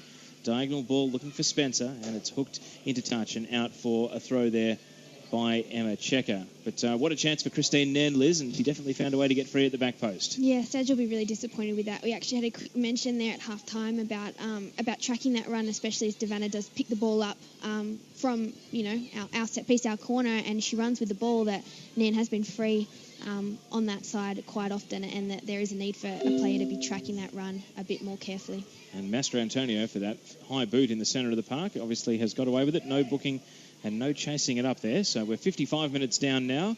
Jets Fitness Scoreboard, major sponsor of the Melbourne Victory Women. And it is still Sydney FC 0, Melbourne Victory 0. This is FFV Radio on footballfedvic.com.au and also FFV Radio on TuneIn. Game now really in the balance. The lights are just coming on now as it becomes a little bit darker, and those shadows are almost well and truly across the pitch. Well, they do a great job here as the hosts, RPA Leichhardt. Of course, an interesting little factoid, Anne. When they installed the synthetic surface, they had a bit of runoff. So there's an entire room up here in the Joe Marston Pavilion, which instead of a carpet has synthetic turf. Interesting twist. Something I'd never seen before, actually. Ball at the feet of Brewer, playing it to Devanna in the centre circle. Melbourne Victory without too many numbers ahead of the ball here, but they're all starting to break forward now. Gemma Simon over on the left, Catley on the overlap. Simon just hits the ball, and that one is asking a little bit too much of Steph Catley. It will run long for a goal kick. Liz, I want to take you back to the 2013 Grand Final, a game where you played on the much taller opponent for the Melbourne Victory, McDonald. Yes, yeah, now, no, I do remember. Take us back to that sort of situation, because we're seeing it today where it's the much taller Emma Checker who is marking the much shorter Jasmine Spencer. So it's the tall defender and the short forward. But what was it like for you as a shorter defender taking on the much taller attacker in that game? I suppose it's something you always have to be a little bit aware of, especially with long balls coming through, is that it's difficult to sort of win those balls in the air, but it was sort of business as usual. I think in the first couple of minutes of that game we did have a bit of a head clash, which, showed that I had the potential to get up and around the right areas when I really put my mind to it. But it was a great opportunity, and she was a great striker, a great import there for Melbourne Victory, so it was really good to test myself. Is that still your favourite football memory, or is there something that trumps it from maybe your Young Matildas campaign? There's been so many, it's hard to pinpoint one without a good 10-15 minutes to think about them and write them all down, but it certainly comes in the top few, that's for sure. All right, well, if you think of anything, chime in. We've got a free kick on the right for Sydney at the moment. Bolger will float it into the area. Catley's the first header. It skims through the penalty area, though. Dangerous initially, but run down by Reid, and her attempt to clear it bends off the side of the boot. and goes into touch. So Sydney will retain the ball in their attacking half. Teo, Liz is once again being very, very humble because I've got a great picture of her with her amazing vertical leap against another tall person in Emily Gilnick. I had seen that one once before. Thanks, Anne, for bringing that to my attention. Yeah. Were you in the same Young Matildas class as Emily Gilnick, or were you in different years? No, we were in different years. What's she like, Tamar? Because she's currently the top scorer in the league, only a few games in, but she's got 3 goals already this season. Sorry, Kate Gill wins the top scorer now. Of course, 5 yesterday, Anne. Very good point. Yeah, she's a great finisher, and she's very strong on the ball, so you have to be careful with that roll and early strike there. So something to watch out for when you are defending against her, but it's always a good matchup. And of course, 5 in yesterday's game for Kate Gill, the record in a match, passing Tara Andrews' 4. A lot of records were broken yesterday, but we'll leave that one there because this game is starting to heat up a little bit as we get close to the hour mark. Spencer, wide on the right, leaving it for Allen, and Catley comes through, picks Allen's pocket, and now driving the ball towards Devanna, and Clifford went to ground, but Lisa Devanna was wrong-footed, and the ball will run down to Casey Dumont, who after only a couple of minutes in the hat has ditched it at the start of the second half, and it means that she's looking into the sun, but probably for not much longer, maybe only another 5 or 10 minutes here before shadows will have engulfed the ground, and then the lights will take over. Ball wide on the left. It's Sam Johnson, one of the Americans for Sydney FC, trying to dance around another American in Reid, but Reid wins the ball and clears it only as far as Rollison, still inside the Sydney attacking half. She'll pass sideways to Clifford, and Clifford passes to Bolger. And Bolger looking for Tobin. She keeps it moving out wide to the right for Harrison. Harrison swinging it into the area. Spencer's there, volleying in the first goal, and it's Sydney FC 1-0. On the hour mark exactly, Jasmine Spencer with a sensational goal, beating Bree Davey at her near post. It's Sydney FC 1, Melbourne Victory 0, and Liz Ralston, a big smile on your face because Sydney FC are in front. Yeah, big sigh of relief there. What a great build-up there to have the patience and the control that Rollo had at the back there, just to take that touch with Lisa Devanna approaching and switch it out the other side, and then a great ball in there from Amy Harrison and a wonderful finish to top it off. Teo, I was just about to say before that Melbourne Victory were playing a dangerous game, giving Sydney FC so much space, and they were really starting to get their passes out, and that was a beautiful move. Rollison through to Clifford, in the middle to Bolger, and finally finding Jasmine Spencer. So a great volleyed finish. Bree Davey didn't stand much chance from such close range, and the ball from Amy Harrison put it absolutely in perfect position. It still required a very technically sound finish, and Sydney FC brought the crowd into it. Bit of momentum now. An hour gone. A goal goes in on the Jets Fitness scoreboard, and Sam Johnson is wide on the left. A second here, and you'd think Sydney FC will be on their way, but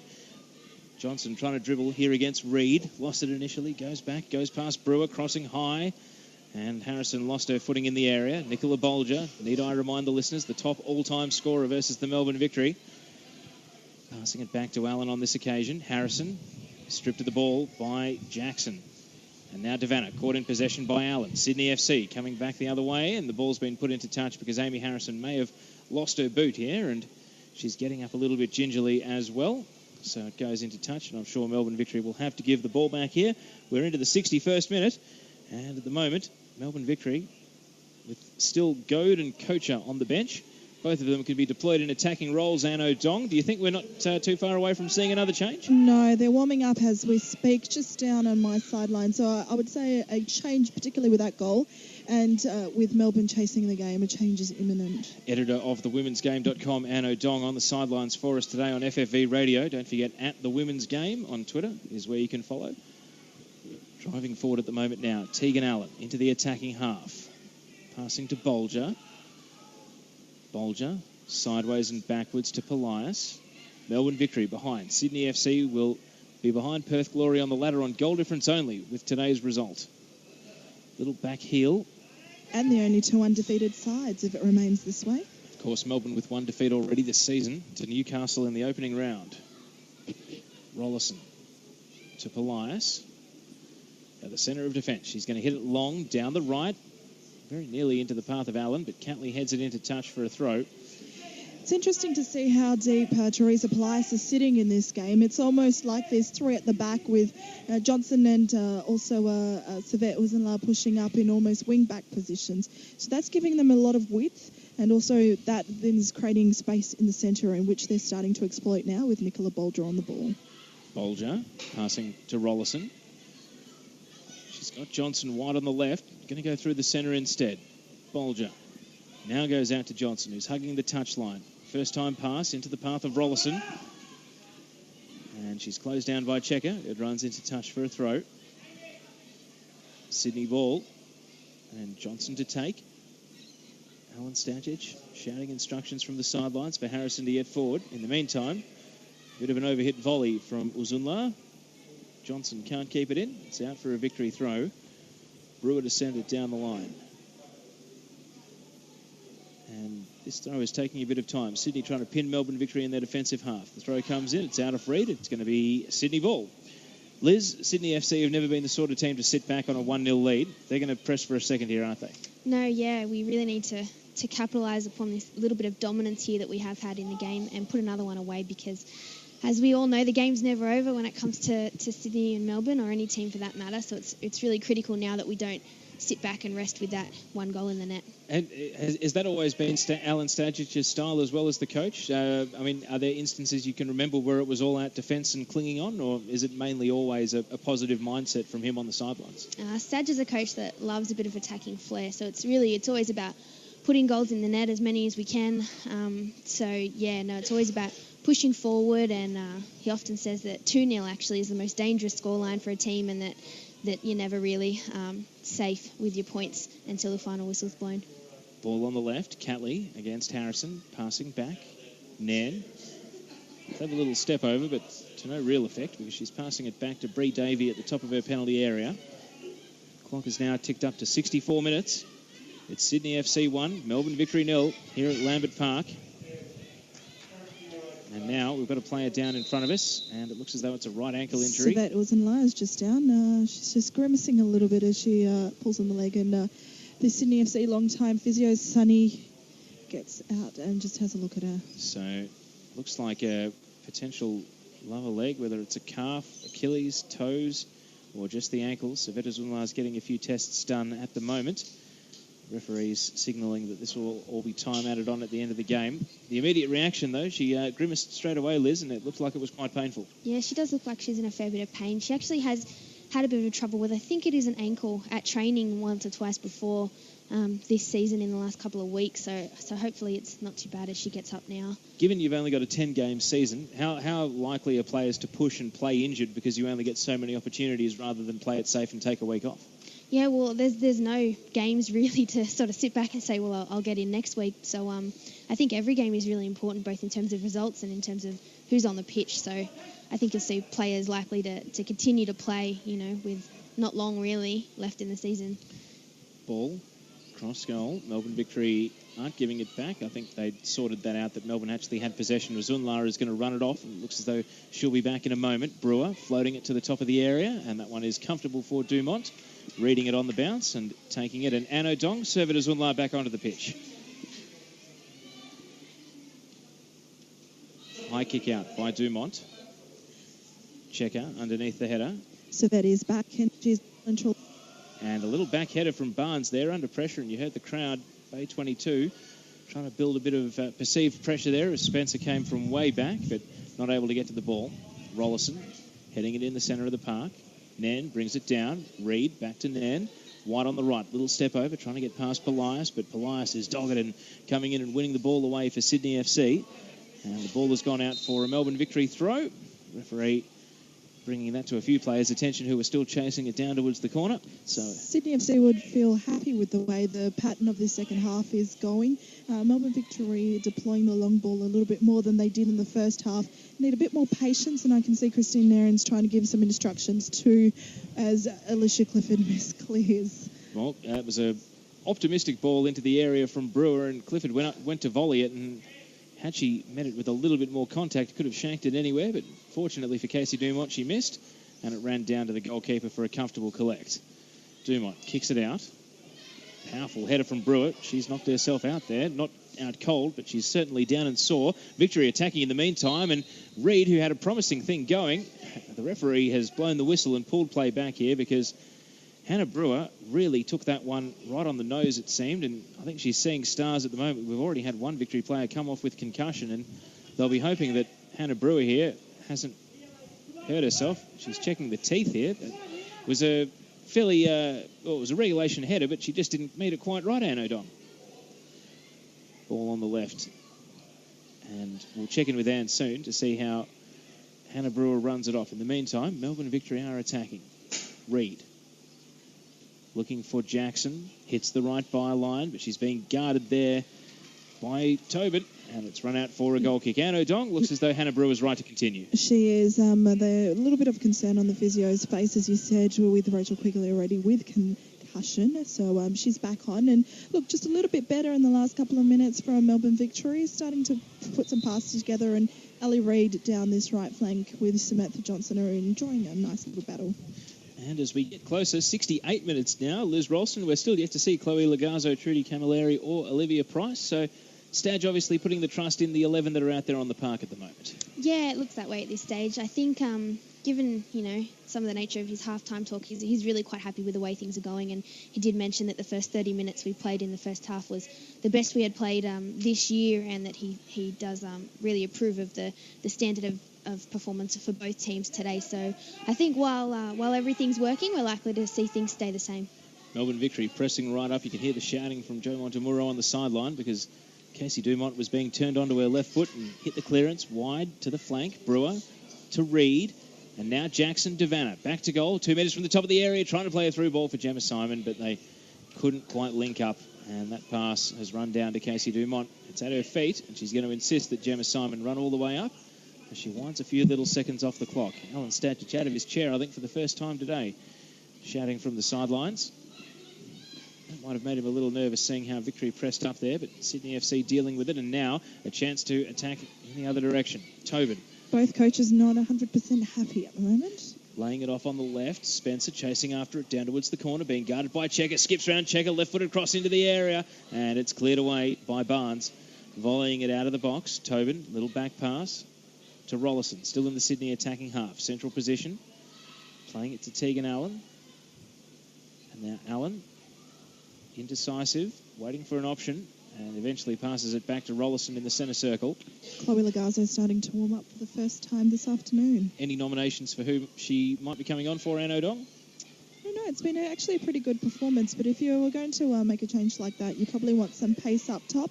So maybe a Nat Tobin or a Nicola Bolger. Ball out to the left. Here's Johnson crossing it, blocked down by Brewer, and the ball has run into touch. It's going to be a Sydney throw. Level with the top of the penalty area. Bolger turning onto her right foot, floating a dangerous ball in, and Davey comes out, can't claim it, but she was fouled by Spencer, who's come off second best in the contact. I think Spencer realised she wasn't going to win the ball in the air and just almost became a little bit of a wrecking ball there, and Bree Davey bore the brunt of it, but certainly the much smaller frame of Jasmine Spencer came off second best. Yeah, it did look that way in that challenge, but I think all eyes were on the ball there, which is good to see. It was a great ball in, and in the end, I think it was a good challenge that she did compete for that ball there, Jasmine Spencer. So nerves quickly allayed by the referee's whistle in the Victory defence. Barnes driving it down the left, looking for the run of Simon. Coming across. Clifford screening the ball. And is she going to see it out here? It is stopping on the line. Clifford's got to make a play on it and then puts it out for a throw. So she did everything she could there to try and usher it over the line, but it just wouldn't go. Melbourne Victory do get the ball. Nairn passing to Simon. Catley back out for another throw. Blocked away by Harrison. Catley hurls it in. Devanna in a central left position, attacking half. Passing back out to the left for Nairn. She wants to pinpoint a pass here. Swings onto her right foot. Gives it back to Devanna. Top of the area. Devanna with a little bit of space. Playing it into a channel. Jackson! And it's tipped away. Great save by Dumont. Palming it around the left post and behind for a corner. Liz Ralston, sensational save from Casey Dumont. Great save there from Casey, but don't want to see her under that kind of pressure, in the first place. So I think we need to be very aware that Melbourne are still very much in this game, and we still really need to be very tight and very structured at the bat. Amy Jackson so close to making this game 1-1. Of course, she scored in Melbourne's only other win against Sydney FC. In comes the corner, headed away. I say only other one. It was a couple of years ago, Sporanovic and Jackson scoring, and I think it was right here at this venue. They won 2-1 in the first time Melbourne Victory ever beat the Sky Blues. Jackson on the ball again, so close to scoring a moment ago. Guljan Kocher not far away. Catley floating a high ball into the box, and that one is down to Dumont, who is starting to employ the time-wasting tactics, 72 minutes in, and again insisting that a player runs all the way up before she picks up the ball. Koja is almost ready to go on, and the instructions from Joe are for her to push on. So we'll see if she can get high up the park. Melbourne Victory will feel like they're getting closer to an equaliser here, but it's Sydney FC holding a 1-0 lead. Harrison dancing, trying to get round Nan. Mastrantonio comes in and wins the ball. And now Simon, loose touch, presents it to Tobin. She's sprinting down the left, and Catley is there winning the ball back. Sydney FC also getting ready to make a change. It looks like Chloe Legazzo is coming on as Guljan Koja comes on for the number 12. Ella Mastrantonio is making way. And O'Dong, it's certainly a signal of intent. They're perhaps going to leave themselves a little bit more exposed, though, by bringing G into the game. They will, but I think they've got a little bit of control of the game at the moment in terms of possession, so they really need to put that pressure on the scoreboard as it is Nicola Bolger who comes off for Chloe Legazzo. Natalie Tobin, I think. Sorry, Natalie Tobin. Well, you called it right 5 minutes ago, Anne, in play, suggesting that Tobin would be the one to make way. Thoughts on Natalie Tobin's performance today, Liz Roston? Yeah, I think she's been really impressive. I think particularly her performance last game against Western Sydney Wanderers, she was a standout for me, and I think for the majority of the squad, Sydney squad as well, and she's been putting in some great performances, which is excellent to see, and really holding that starting position there in the midfield. Nat Tobin is a player who came through with you in the Young Matildas, Liz. How have you found her development and seeing a fellow teammate breaking through to the starting lineup? It's been really great to see. I think it's... Sorry, we'll stay with play briefly as Tegan Allen puts the ball in for a cross and it's been turned behind for a corner. Sorry, Liz, I'll let you finish. It's great to see Nat get the opportunity to go out and play and to start in the team, and I think what you've really seen is her confidence grow. Over the last couple of weeks, I think she said it gets easier, every time she has to step out on the field and the nerves die down just that little bit more. So I think that she's really come into her own this season, and it's really exciting to see a fellow young Matilda who's actually still in the running for this year's Young Matildas get a spot. In comes the cross. Davey bats it and catches it at the second attempt. Juggled it, and Clifford was there, and Davey is shouting at the referee, where's the protection? I think Jasmine Spencer again was just getting into her space and causing trouble, but Davey prevails and claims the corner.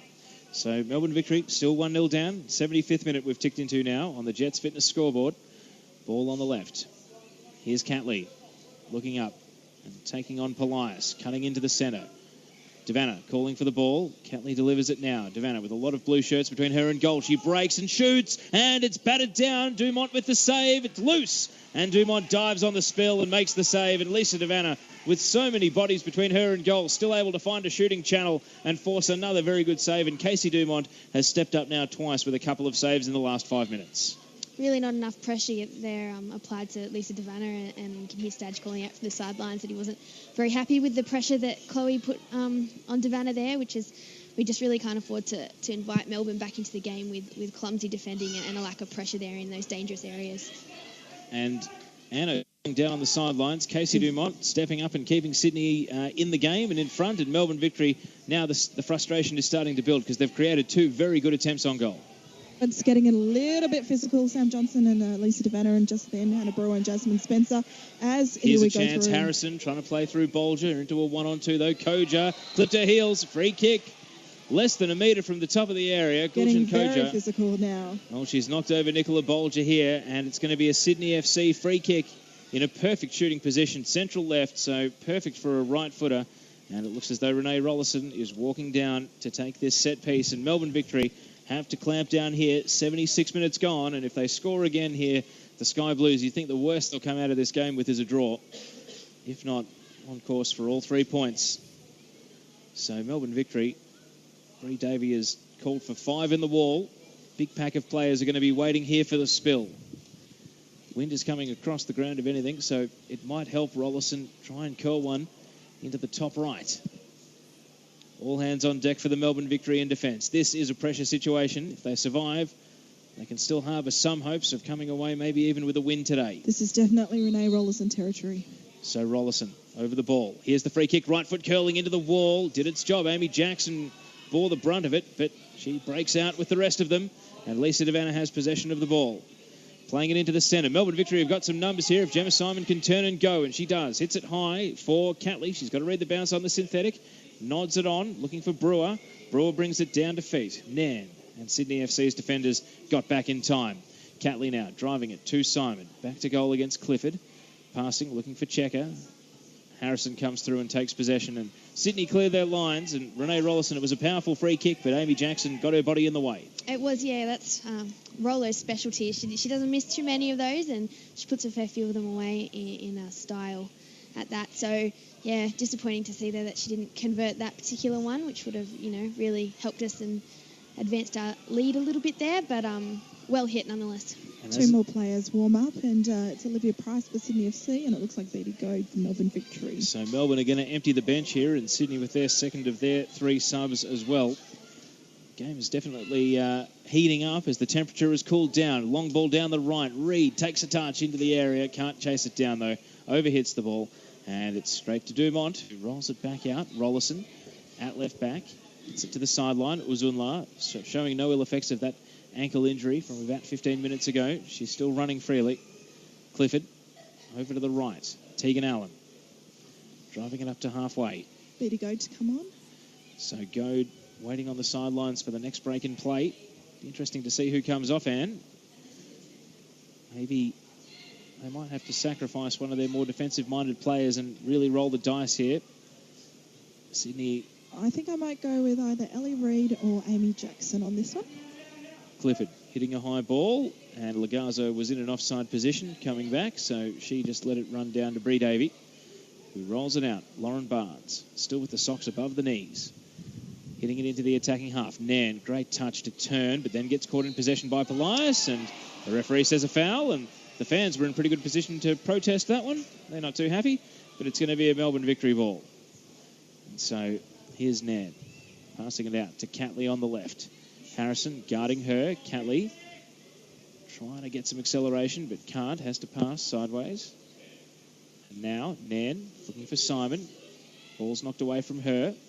Volleying it clear. Lagazzo. Big sprawling of Jasmine Spencer, who was knocked over there by Guljan Koja. Legally, said the referee. Both of the players with eyes on the ball. Bolger comes away with it for Sydney. Little 1-2 with Uzunla. And now passing back to Rollison at the centre of defence. We've ticked up into the 75th minute. This is FFV Radio, footballfedvic.com.au, and also FFV Radio on the TuneIn Radio app. And it's Sydney FC 1, Melbourne Victory 0 on the Jets Fitness scoreboard. And we've got a player down. Spencer is still hurt. Anne O'Dong didn't get back up after that body check from Guljan Koja. No, it feels like she got clipped on the heels, and she's feeling it a little bit, and she's a tough customer, so this one must really be hurting her. What's it like training against Jasmine Spencer, Liz? Your experience is trying to defend against her. She's a great striker, yeah. She's very dynamic, and the runs that she makes, in behind are world class. So, particularly, when she first started coming, not knowing how she played, it was a bit of an adjustment to make, and certainly a player to watch out for when you are Interesting defending. Substitution here. Sorry, it's Hannah Brewer that's coming off for Bertie Goad. So Brewer makes way for Goad. What about the personality of the two Americans? Are they vocal? Are they leaders on the training track? They bring a certain amount of experience, but they fit into the squad so well. I don't think we've had imports, over the last couple of years that I've been there that have fit in so well and just, really tipped off, what I think is a great Sydney squad anyway, and they really added that extra little bit of flair and just fit in like they've been here forever, so it's really good to see. As we have a break and play here for Price to get subbed on, playing in America, one of your ambitions, Liz, or what's the story there? Yeah, hopefully one day I'd love that opportunity. I had a bit of an opportunity to go over and play college football over there, but I turned it down to stay and play for the young Matildas and stay at Sydney for a few more seasons, but certainly, in an off season or two, if I can sort of manage it with my university commitments, I'd love to have a go at America. Sub has been made, and Anne O'Dong, Jasmine Spencer out of the game. They've decided that knock was enough, and she's off for Olivia Price. Yeah, you can understand that. She's a very, very important player for Sydney's aspirations, particularly up front. Sydney, I think, have enough to be able to maybe hang on to this lead, and although Chloe Lagazzo will push up and play that lone striker role that Spencer has employed throughout this match. So Anne O'Dong and Liz Ralston joining us on FFV Radio in special comments today. If you've just joined us, it's Sydney FC 1, Melbourne Victory 0. Jasmine Spencer in the 60th minute volleying in the goal, and she's since been taken off injured. Bertie Goad gets her first touch, battling against the much taller Rollison, wins the ball, and now it's passed out to Devanna on the right, passing into a channel for Nan, getting across Clifford, takes the ball off her feet and plays it out for a throw on the right. Taken quickly. Goad up against the byline, turning away from goal. Back to Nan. Nairn with a chance to swing it across here. Simon leaping at the ball. Allen knocked it away. Dumont comes out of her line and punches it clear. That was brave goalkeeping from Casey Dumont. It was a loose ball bouncing up off the turf. Could have gone anywhere, but she read it really well. And Anne O'Dong, Casey Dumont going from strength to strength as this match wears on. One of the best things about Casey Dumont is her decision-making. And right there you just saw it. The ball was bouncing loose. The defence wasn't dealing with it, so she decisively punched it clear to allow everyone to reset. I think for her this season it's a big one. As you mentioned, Lydia Williams is out at the moment. So this is her chance to really push and claim once again for one of the 3 positions in the World Cup squad. Well, is today a battle between the Matildas number 1 and number 2, Anne, or would you say there are other players in the mix? Look, Melissa Barbieri on the weekend as... We'll stay with play, Anne, because the ball has been flicked by Reid out towards Goad. Can she keep it in? She can't. It's out for a throw. So, Anne, I'll throw it back down to you. Look, Melissa Barbieri is definitely placed to claim with another great performance for Adelaide United. But there are a couple of other goalkeepers like Mackenzie Arnold for Perth Glory. They've got some of the best defensive record at the moment. So, in terms of goalkeepers, there are a number around there who could press for Alan Stajic. Ball now with Ellie Reid. And Lagazzo had an arm over the shoulder. You can hear Alan Stajic on the sideline saying, no foul, no foul. Doesn't want to give Christine Nairn an opportunity to whip in a ball. Melbourne Victory take it all the way back to Bree Davey. Now Lauren Barnes up to halfway. Nairn, good first touch to hold the pass. Now crossfield ambitious. Lagazzo gets in the way, intercepts it. And Price caught in possession with her first touch. Nairn to Jackson, to Devanna. And now Reid bombing forward down the right. Takes a touch, assesses the options in the area, crossing it in, and it's sliced behind for a corner. Price seeing it behind, and Melbourne Victory have a set piece. Look, it's interesting to see Ellie Reid. There's been a bit of a formation change. Ellie Reid, who normally plays as a fullback for her club in the US, Seattle Reign, she's dropped back into that more familiar position, as it looks like almost a short corner here, no? In terms of Beta Goad, she's the one who's pushed up into Reid's former position as an attacking midfielder. Time fast becoming the enemy for Melbourne. 80 minutes now gone, and they trail 1-0 to Sydney FC. Here's Nairn over the corner from the right side, swinging it near post. Dumont bats it, parries it, and then holds. She wasn't actually under any pressure, but it just broke through, and then she held it right in front of her eyes. Maybe a little flicker of hope for Melbourne, but they didn't actually have anyone near the spill, so Dumont just kicks and clears her lines. Barnes meets it on the volley, back up to the top of the Sydney defensive line. Devanna is there, trying to bring it down, taken off her feet by Rollison, out to the right. Harrison is there, swung in, of course, the cross for Sydney's goal, the only goal of the game. Uzunla battling against Checker, nice back heel, puts Lagazzo into an attacking position. Jackson is backtracking, Lagazzo plays it to Bolger, 5 metres from the top of the area, in traffic. Lagazzo runs around the back. Central left position, Beatty Goad charging through, taking away the ball after some good defensive work from Ellie Reid to spill it clear, and then Goad lets herself down with the pass, but Johnson, loose first touch, straight back to Beatty Goad, who breaks into the attacking half down the right. The sub showing some fresh legs, and she plays it to Nairn, the 2 number 10s, Nairn and Rollison. Nairn breaks into the area. Here's the cutback through the area. Gemma Simon, 1-1, Melbourne a level. A great run from Christine Nairn, capitalising on the work of Beatty Goad, and Gemma Simon sweeps in the equaliser in the 87th minute. It's Melbourne Victory 1, Sydney FC 1. Anne O'Dong, we'll throw it down to you for your thoughts on the goal. Yeah, that was all Beatty Goad. She got out and cleared the defence really well, lost the ball, but she battled back and got it. That beautiful pass nicely weighted into the path of Christine Nairn, and that cross was first class. Gemma Simon, she was a defender for the Newcastle Jets. She's definitely scoring some goals now for Melbourne. Yeah, there was some poor defensive work there from Sydney, from a few players. I think we need to be a little bit more aware of the pace of some of these players up front and give a little bit more cover, especially for Rollo in that situation there, who was defending one-on-one with not much help there from her teammates to back her up in the event that she did get beaten. But yeah, a loose first touch, I think, here from Samantha Johnson is what it really came down to. So Johnson on the ball, looking to make amends. Beatty Goad still on her case. The ball deflects high. Jackson volleys it. Maybe it's up for grabs. Both teams, they won't settle for 1-1 here. The stakes are too high in such a short season. In the W League, a 10-game or a 12-game season, quite simply, it's too short to be happy with a point sometimes. You've got to go for the win. And that's what Sydney are doing now. Lagazzo in the centre, passing to Price. And now Polias charge down, and Devanna will get a yellow here. Late challenge. And that one is an easy decision for Kate Jakovitz, especially this late in the game. 88th minute, Lisa Devanna gets a yellow card. She joins Amy Jackson as the only other player in the book, and nothing malicious, just a bit clumsy on that occasion.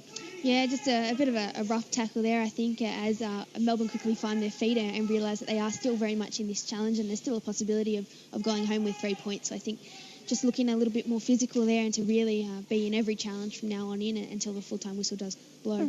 Sorry about that, just a little bit of a vocal fan. We didn't catch too much of it there, Anne O'Dong, so fear not. Ball is played sideways, and then Sydney Clifford passes it straight to Catley, so that free kick came to nothing. It's coming back with interest, in fact. Ball on the left, Devanna crossing it to the top of the area, looking for Goad. Rollerson leaves the door open with a loose touch on the chest, but Goad can't capitalise. Price is there, taking the ball, and then she just clears it into touch. Might have been trying to pass it to Harrison, but it's gone out of play. And with now 90 seconds plus stoppage to go, these two teams are locked at 1-1 on the Jets Fitness scoreboard. For the first time in the second half, Sydney really under some pressure now. We've got Tegan Allen on the ball. Passing sideways. Price. Now Harrison hits it long. Flag is up. Lagazzo looked off. There's some howls of derision from Bay 22, but I think they were ambitious. She looked off from our position. We're not on the greatest angle to tell, but the assistant referee raising the flag. And as we tick into the last minute of play, Melbourne Victory and Sydney FC are dead level, but there's some real tension as we come to the end of this match. Yeah, I think it's really important that Sydney stays focused, and we could lose this game in the next couple of minutes here if we don't stay really disciplined at the back. I think it would be a real shame considering the performance that Sydney has put out today, which has been quite impressive for the majority of the game. Checker hits it, headed away by Johnson. Now Reid with another attempt. Johnson again. Lagazzo can't keep it in. And it's gone into touch right on halfway. Reid, the American, to take the throw. 30 seconds of regulation to go. We do have a fourth official here today who will tell us how long to go with one of the electronic boards. Headed down. Jackson to Barnes. Crossfield pass to Catley. And Catley will play it into the attacking half for the goal scorer, Gemma Simon. Wide on the left, playing it into the path of Nan. Clifford is right there. Nan in the corner, hard up against the byline. Now coming across Allen, making a challenge. Nan keeps possession, passes it back to Catley. Cross comes into the area. Devanna is free, takes it on the bounce at the back post. And I say takes it, it rebounded off her chest, and she's had to chase it all the way out towards the right corner flag now. She's coming back, running at Johnson, into the area. Lisa Devanna hits the byline. Good slide challenge from Johnson to take the ball. Devanna back in again, 50-50, wins it. Hard up against the sideline, all of this. And Devanna now, little step over, trying to win a corner, and does. Cleverly done by Lisa Devanna. And eventually Lagazzo snapped the heels, couldn't resist going for the ball, and she's put it over the line. So Melbourne Victory with the set piece. Anne O'Dong, I missed the fourth official. How much stoppage have we got to go? There'll be a minimum of 4 minutes additional time that's just come up on the board. So 4 minutes to go in this one. We've played 40 seconds of it already. And Christine Nairn is over the corner. A goal now could win it either way. 4 minutes could turn out to be quite a long time. Here comes the corner. Nairn swinging it. First header is Victory's. It's volleyed and then off the line by Polias. Saving the day, Teresa Polias. I'm not sure it was completely goal-bound. It looked to be coming across the face of goal, but Polias wasn't taking any risks with Casey Dumont out of the equation. Victory so close. And now Jackson playing it. It's been trapped by Polias again, wearing the captain's armband today, and that was a sensational piece of defending to get Sydney out of jail. Hard-in-mouth stuff for Sydney FC after leading for the last half an hour. Scores level at the moment. Lagazzo playing it down the left, and Emma Checker will come over. What a nervous moment in the Sydney backline.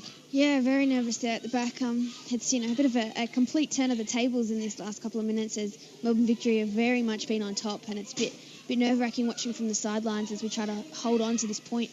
And Sydney FC haven't given up on winning it just yet. Rollerson driving forward, runs past Reid, left side into the penalty area now. It's Rollerson with a left-footed shot, and it's straight at Davey, who holds at the near post. It was more or less straight above her head, and Bree Davey literally rising to the occasion to make the save. Trudy Camilleri is on the sidelines. We've now had 2 minutes of stoppage time. Hands on the heads here for Liz Rolleston, a very edgy supporter in the box, but that was so close to Renee Rolleston getting forward and scoring the winner. Yeah, very close. I could almost see those 3 points there, which are obviously so important in such a short season. And given, the position of a few teams in the ladders, it would have been a really handy 3 points to take home, but we'll just see how this one pans out. On the ball, passing to Goad in a central position. Has a little bit of space to work with here. Beatty Goad run down, indecisive, caught in possession by Price, and now there's a Sydney player down off the ball. Not sure what happened here. In fact, I don't even have a number. I'll whack the binoculars on it. But Anno Dong, did you actually see what happened? Amy Harrison. Yeah, it looks like Amy Harrison, and it looks like it might be a bit of cramp as she went down a bit awkwardly. Well, thankfully, we hope only a cramp out there over on the sidelines. It means we'll have even more stoppage here because we've almost played 3 minutes of it. Trudy Camilleri has been waiting on the sidelines for most of it, and now we have the sub. It looks as though Harrison's going to be subbed out of the game. So cramp will do it, and Trudy Camilleri will come on. And she was one link in the chain for the goal of the season last year when Emma Kenny volleyed in a spectacular goal against Melbourne Victory. Heavily involved in the build-up, in fact, down at Lakeside Stadium. Distant memories now, though. Melbourne Victory, would you believe they're about to be unbeaten against Sydney FC for 2 in a row? I think, Anno Dong, that might be the first time in W League history that's happened. Might actually be 3 in a row, considering it was a mid-season match that Jess Fishlock fired home late in the match. Very good point, Anno Dong. Well, we get the draw. Can't go early on that one because the stretch is coming out now. So be interesting to see how many more minutes Kate Jakovitz decides to add on, because 4 minutes is going to be up. The stretcher bearers are making their way out, physios, trainers and so forth. We do believe it's just cramp for Amy Harrison here, but Anno Dong, she went down a long way off the ball. We didn't have any reason to believe that she may have fallen awkwardly or twisted something, so we can only hope. It just looked like a touch of bodies, and she might have gone down in that tangle, but it looked pretty innocuous, and it's kind of worrying just to see the stretcher coming out. It is. It certainly is. And she's going to be carried off on the outer side, and you can hear the applause coming through from the Sydney FC fans. The official crowd was announced at halftime, 743 here at Lambert Park today, which is We said 750 to 1,000. We were close. We were close, but 743 is still a pretty good crowd for this match on the public holiday Monday here in New South Wales. And we hope all our Victorian listeners, after a work day, have enjoyed the broadcast this afternoon. So how much longer will we have to go? We've played 5 minutes of stoppage, but there may yet be about a minute or two to go. By my estimation, there was about 90 seconds of stoppage still left in the match when Harrison went down. So we're in extra time of extra time at the end of this one. Lights fully in effect at Lambert Park. Kocher turning briefly into the defensive half for a crossfield ball to Barnes. Now to Catley. Melbourne Victory. They're going to try and win it here. And Kate Jakovitz says enough is enough. It's full time and we can't split them. 1-1 between Sydney FC and Melbourne Victory. A preview for what we hope will be a finals meeting later in the season. It really was an enthralling contest, and the late goal, 87th minute from Gemma Simon, earns a 1-1 draw. Liz Ralston, so you can get down and hear the post-match team talk. Your final thoughts on today's game? Yeah, a bit disappointing really for that lapse in concentration at the end defensively to invite Melbourne Victory back into the game, but I think at the end of it, it really did reflect the quality of both teams in today's occasion, so I think it's probably a fair result for each team to go home with a point. Liz, I reckon you've got a great future in broadcasting, but all the best on the field first, and we hopefully see you back in the W League soon. Thanks very much. I've enjoyed my time here a lot, so thank you for having me. Liz Ralston joining us, young Matilda and Sydney FC player, and we thank Sydney FC for making Liz available to us on the broadcast today. Anno Dong, you're going to grab some post-match interviews for us as we see Amy Harrison leave the field with that cramp. So we'll hopefully be checking in with players from both teams soon. Of course, today, Alan Stadic's final match of Sydney FC coach before he goes off to take the national team job. A handshake between he and Joe Montemuro on the sidelines at the end of a game where both teams will feel as though they could have gone on and won it. Sydney FC leading for 27 minutes and Melbourne Victory charging right back into the game at the end, but only able to snare a 1-1 draw. And there's, I've got to say, a few disappointed faces out there on the pitch at the end of this one. Perhaps a lot of players feeling as though they could have done a little bit more. Anno Dong is going to be grabbing some post-match interviews, so Anne, just interrupt at any time as soon as you've got someone down there on the sidelines. Right now, Both teams making their way over to the sidelines at the end of this one. A 1-1 draw. Jasmine Spencer in the 60th minute, opening the scoring, and then Gemma Simon equalising in the 87th. What it means on the table is that Perth Glory will be top at the end of round 4 with 12 points. Sydney FC go to 10 points in second. Canberra United on 9 points in third, and Melbourne Victory in fourth. They're on 7 points, ahead of Newcastle Jets on 6, Brisbane Roar on 3, Adelaide United and also Western Sydney Wanderers yet to get a point in W League play this season.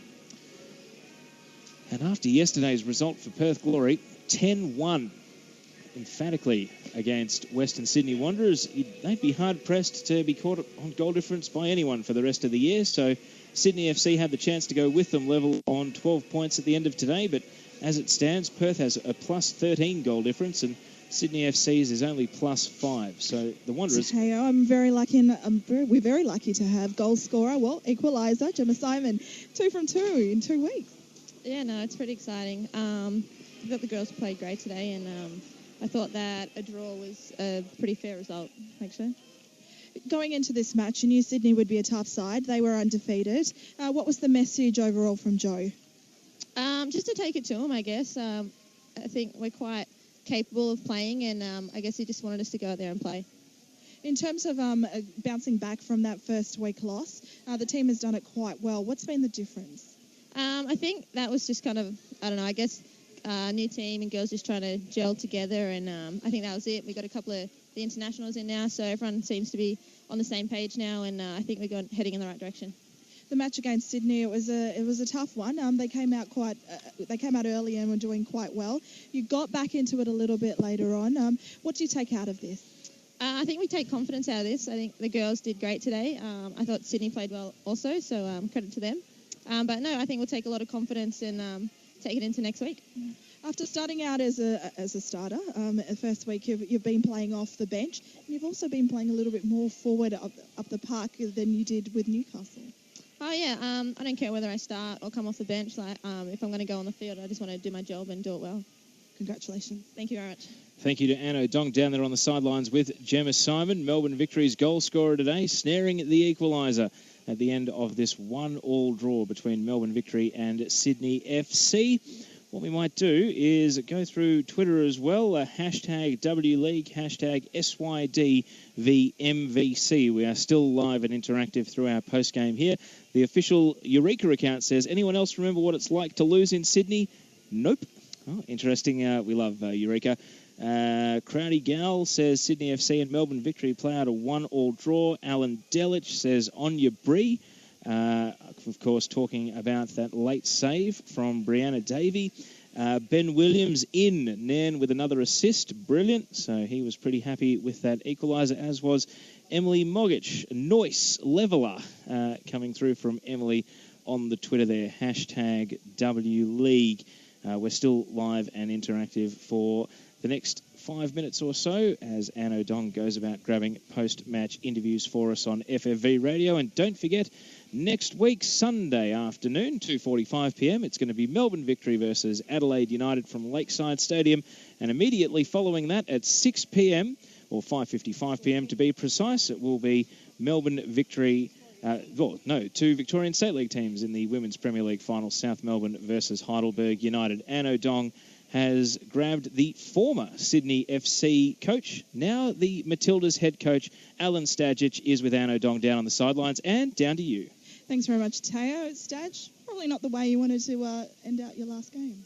Oh, I thought it was a good game, actually. I thought both teams were brilliant today. So, I thought it was a good contest and certainly had their measure in the first 30 minutes. I thought we should have had a goal or two up in that period. But, Melbourne got back into the game and then it was a good even contest after that. But, probably could have got 3 points, but, they could have jagged one there late as well to win the game. So I thought it was a great game and a great advertisement for the league.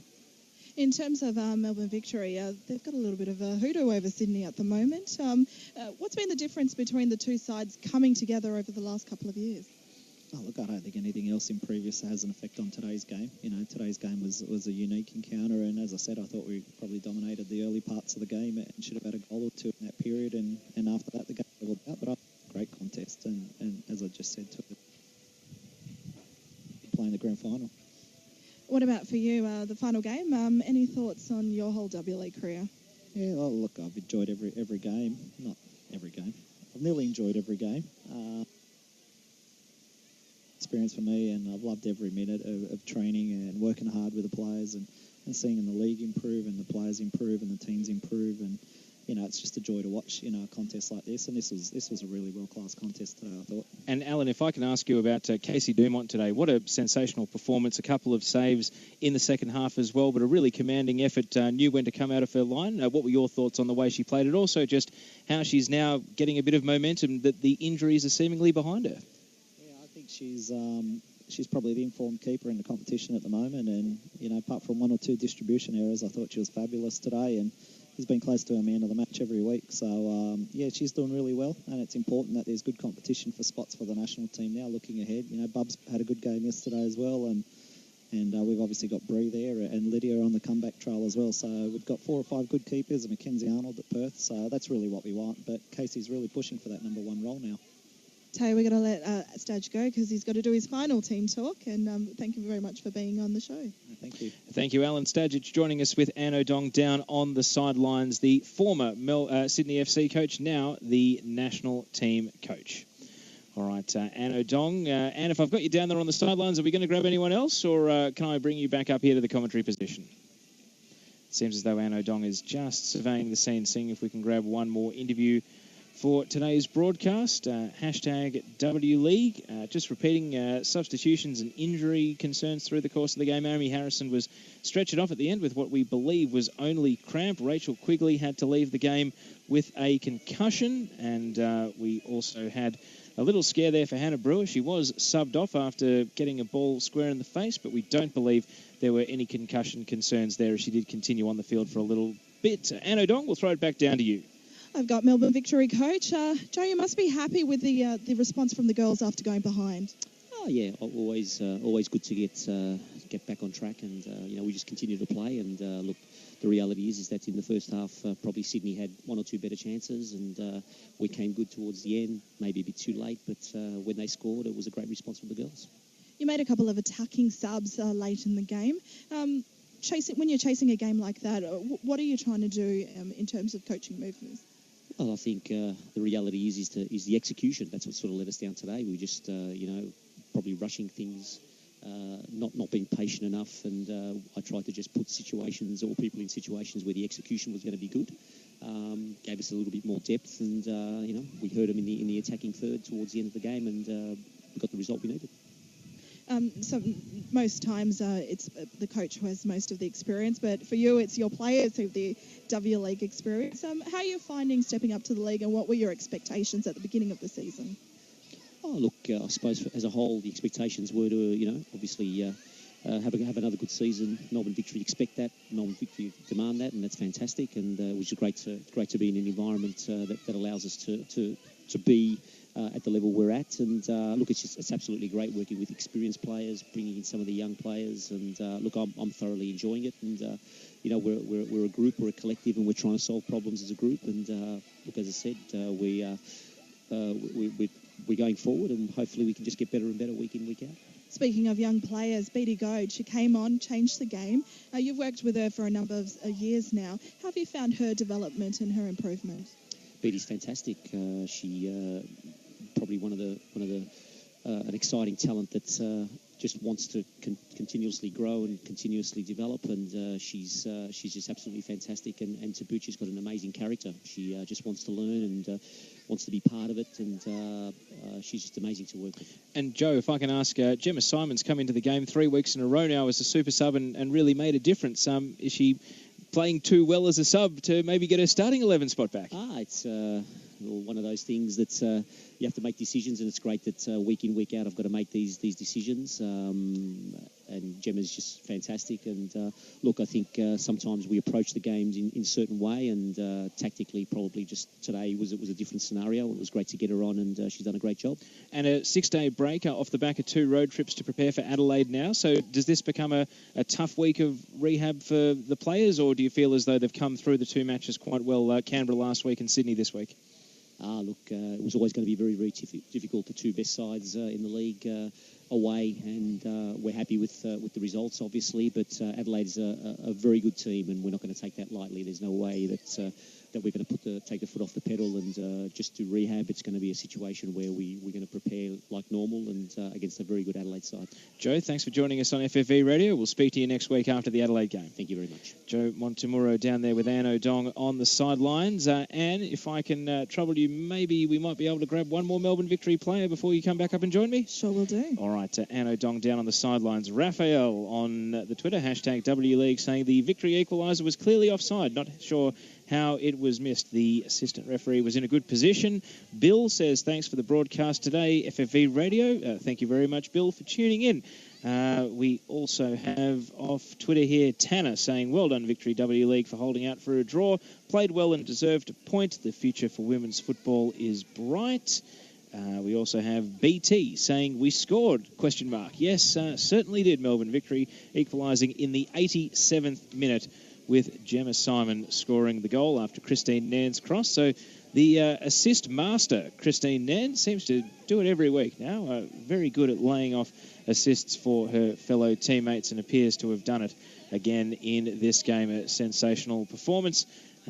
Also looking down the Twitter here, hashtag W League, hashtag also SYDVMVC is how you can get in touch with us live and interactive for a couple more minutes at least. Looking at the W League table again, we have Perth on 12, Sydney 10, Canberra 9, Melbourne Victory 4th on 7 points, Newcastle 6, Brisbane 3, Adelaide 0 and Western Sydney Wanderers 0. It's Melbourne Victory against Adelaide United next week. Chanel Camilleri saying, well done, girls. Earned it, of course, Chanel, from the South Melbourne women. Anne O'Dong, let's throw it back down to you. You've got Ellie Reid there on the sidelines. Ellie, nice to get a point, particularly after going behind in the 60th minute. Yeah, I think the result was fair. Both teams came out and played hard, but I think it was good that we fought back and were able to get a point. We were obviously hoping for 3 points, but I think both teams fought hard till the end. Have you found your acclimatisation to Australia? And it's been one of the first hot days of the year. Have you found the acclimatisation to Australia and also to the W League? Yeah, I've really enjoyed it so far. It took a few days to get settled and to get to know the team and everything, but feeling good and starting to fit in everything. And I really like the W League. Every game that we've played in so far has been a close, hard-fought game, so it's been good. Ellie, today specifically, Jasmine Spencer and Sam Johnson would have been two players you were familiar with. How big a task do you think it was coming in, and was there a lot of education and relaying of information onto your Australian teammates about them today? A little bit, yeah. They're both very quick players and getting up and down the flank a lot. So that was definitely something that we talked about before, and I think that they both played really well. In terms of you're from the Seattle Reign or on loan, you play fullback or outside back in that competition. You're playing a little bit further up the pitch. How are you enjoying that freedom? Yeah, it's a lot of fun. I have a lot I need to work on, but I'm having fun out there, and it's good for me to work on the attacking side of the game. But yeah, I'm enjoying it. In terms of the players that have come in, it's a lot younger in Australia. You're used to playing with players on the US women's national team, the Mexican and the Canadian teams. How have you found being one of the more experienced players in the team? Yeah, because I came in being a younger player, obviously, the first few years I played pro, but it's good kind of mentoring the younger players, but I think the younger players are really skilled over here, and I think that they have a lot of potential, and it's fun to play with them. And Ellie, you've seen the top two back-to-back now, Canberra and Sydney. Where does that leave you feeling about how Melbourne stacks up against them in this competition? We've got 4 points out of the 2 games, so I think that's a pretty good result and fair result for the 2 games we've played, but both Canberra and Sydney were solid teams, so I think it'll be a good stretch into the league. And I'll leave the last question for you. Ellie, in terms of going forward now, has the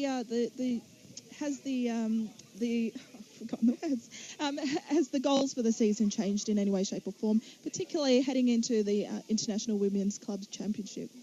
Just taking it game by game right now, focusing on what we need to do each game, and then building on those going into the Japan and the finals.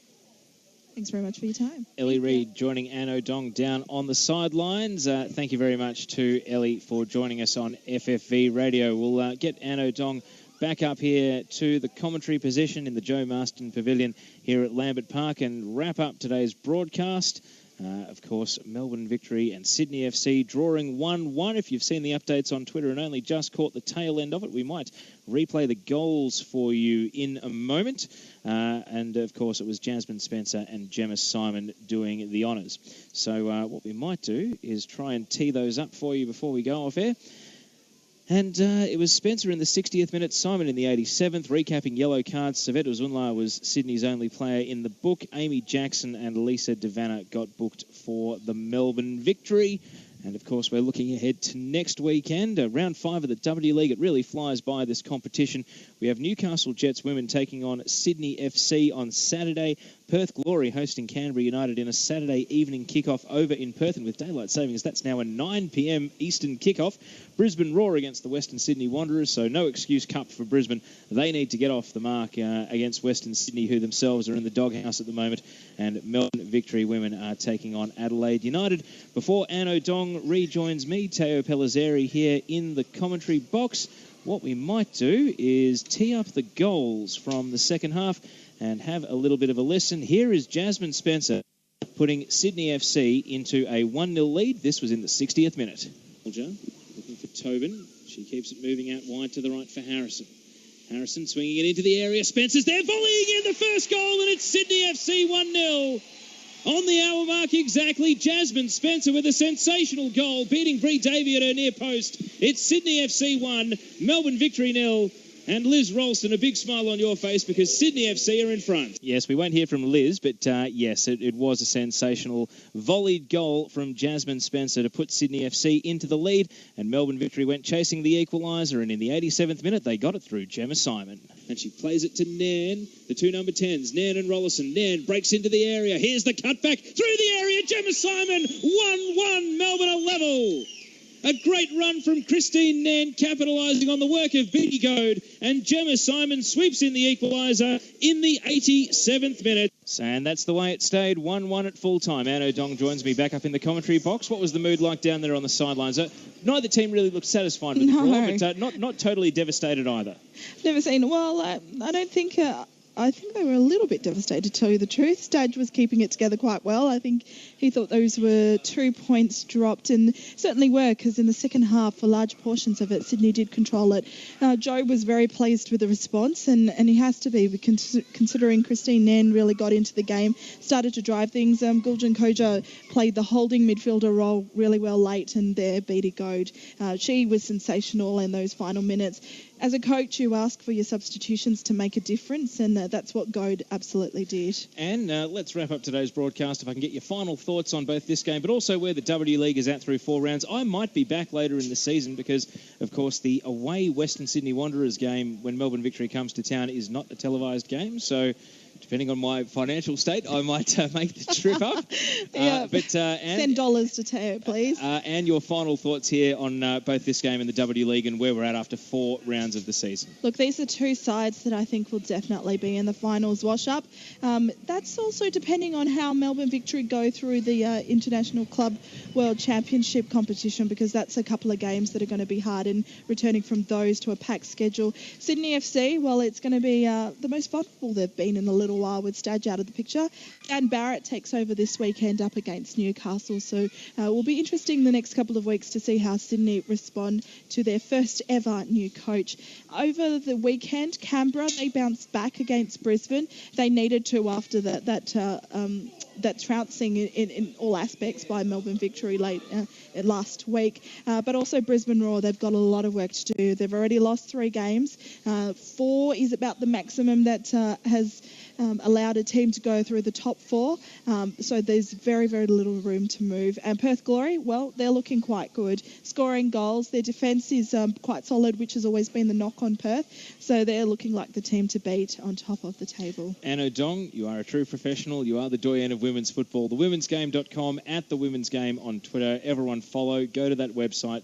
You will never be disappointed. And thanks so much for joining me in commentary today. Fantastic. Thanks, Teo. And thank you very much to Sydney FC and Liz Ralston as well for commentary this afternoon. Thanks to everyone who tweeted in too. Don't forget, next Sunday afternoon, 2:45 p.m, Melbourne Victory takes on Adelaide United right here on FFV Radio, and it's followed by the Sportsmart Women's Premier League Grand Final between South Melbourne and Heidelberg United from 6 p.m. You can find FFV Radio at footballfedvic.com.au and at FFV Radio on the TuneIn Radio app. We're powered by Livecast. A big thank you to Daniel Ennis behind the scenes. He is the man who puts this all together and allows us to get to air. I want to thank everyone at the FFV and the FFA for taking care of the red tape, as always, to put us to air and allow us to bring you these broadcasts of the Westfield W League. On behalf of the call team, my name is Teo Pellizzeri. That's it from Lambert Park in Sydney. Your final score, Sydney FC 1, Melbourne Victory 1. It's goodbye for now.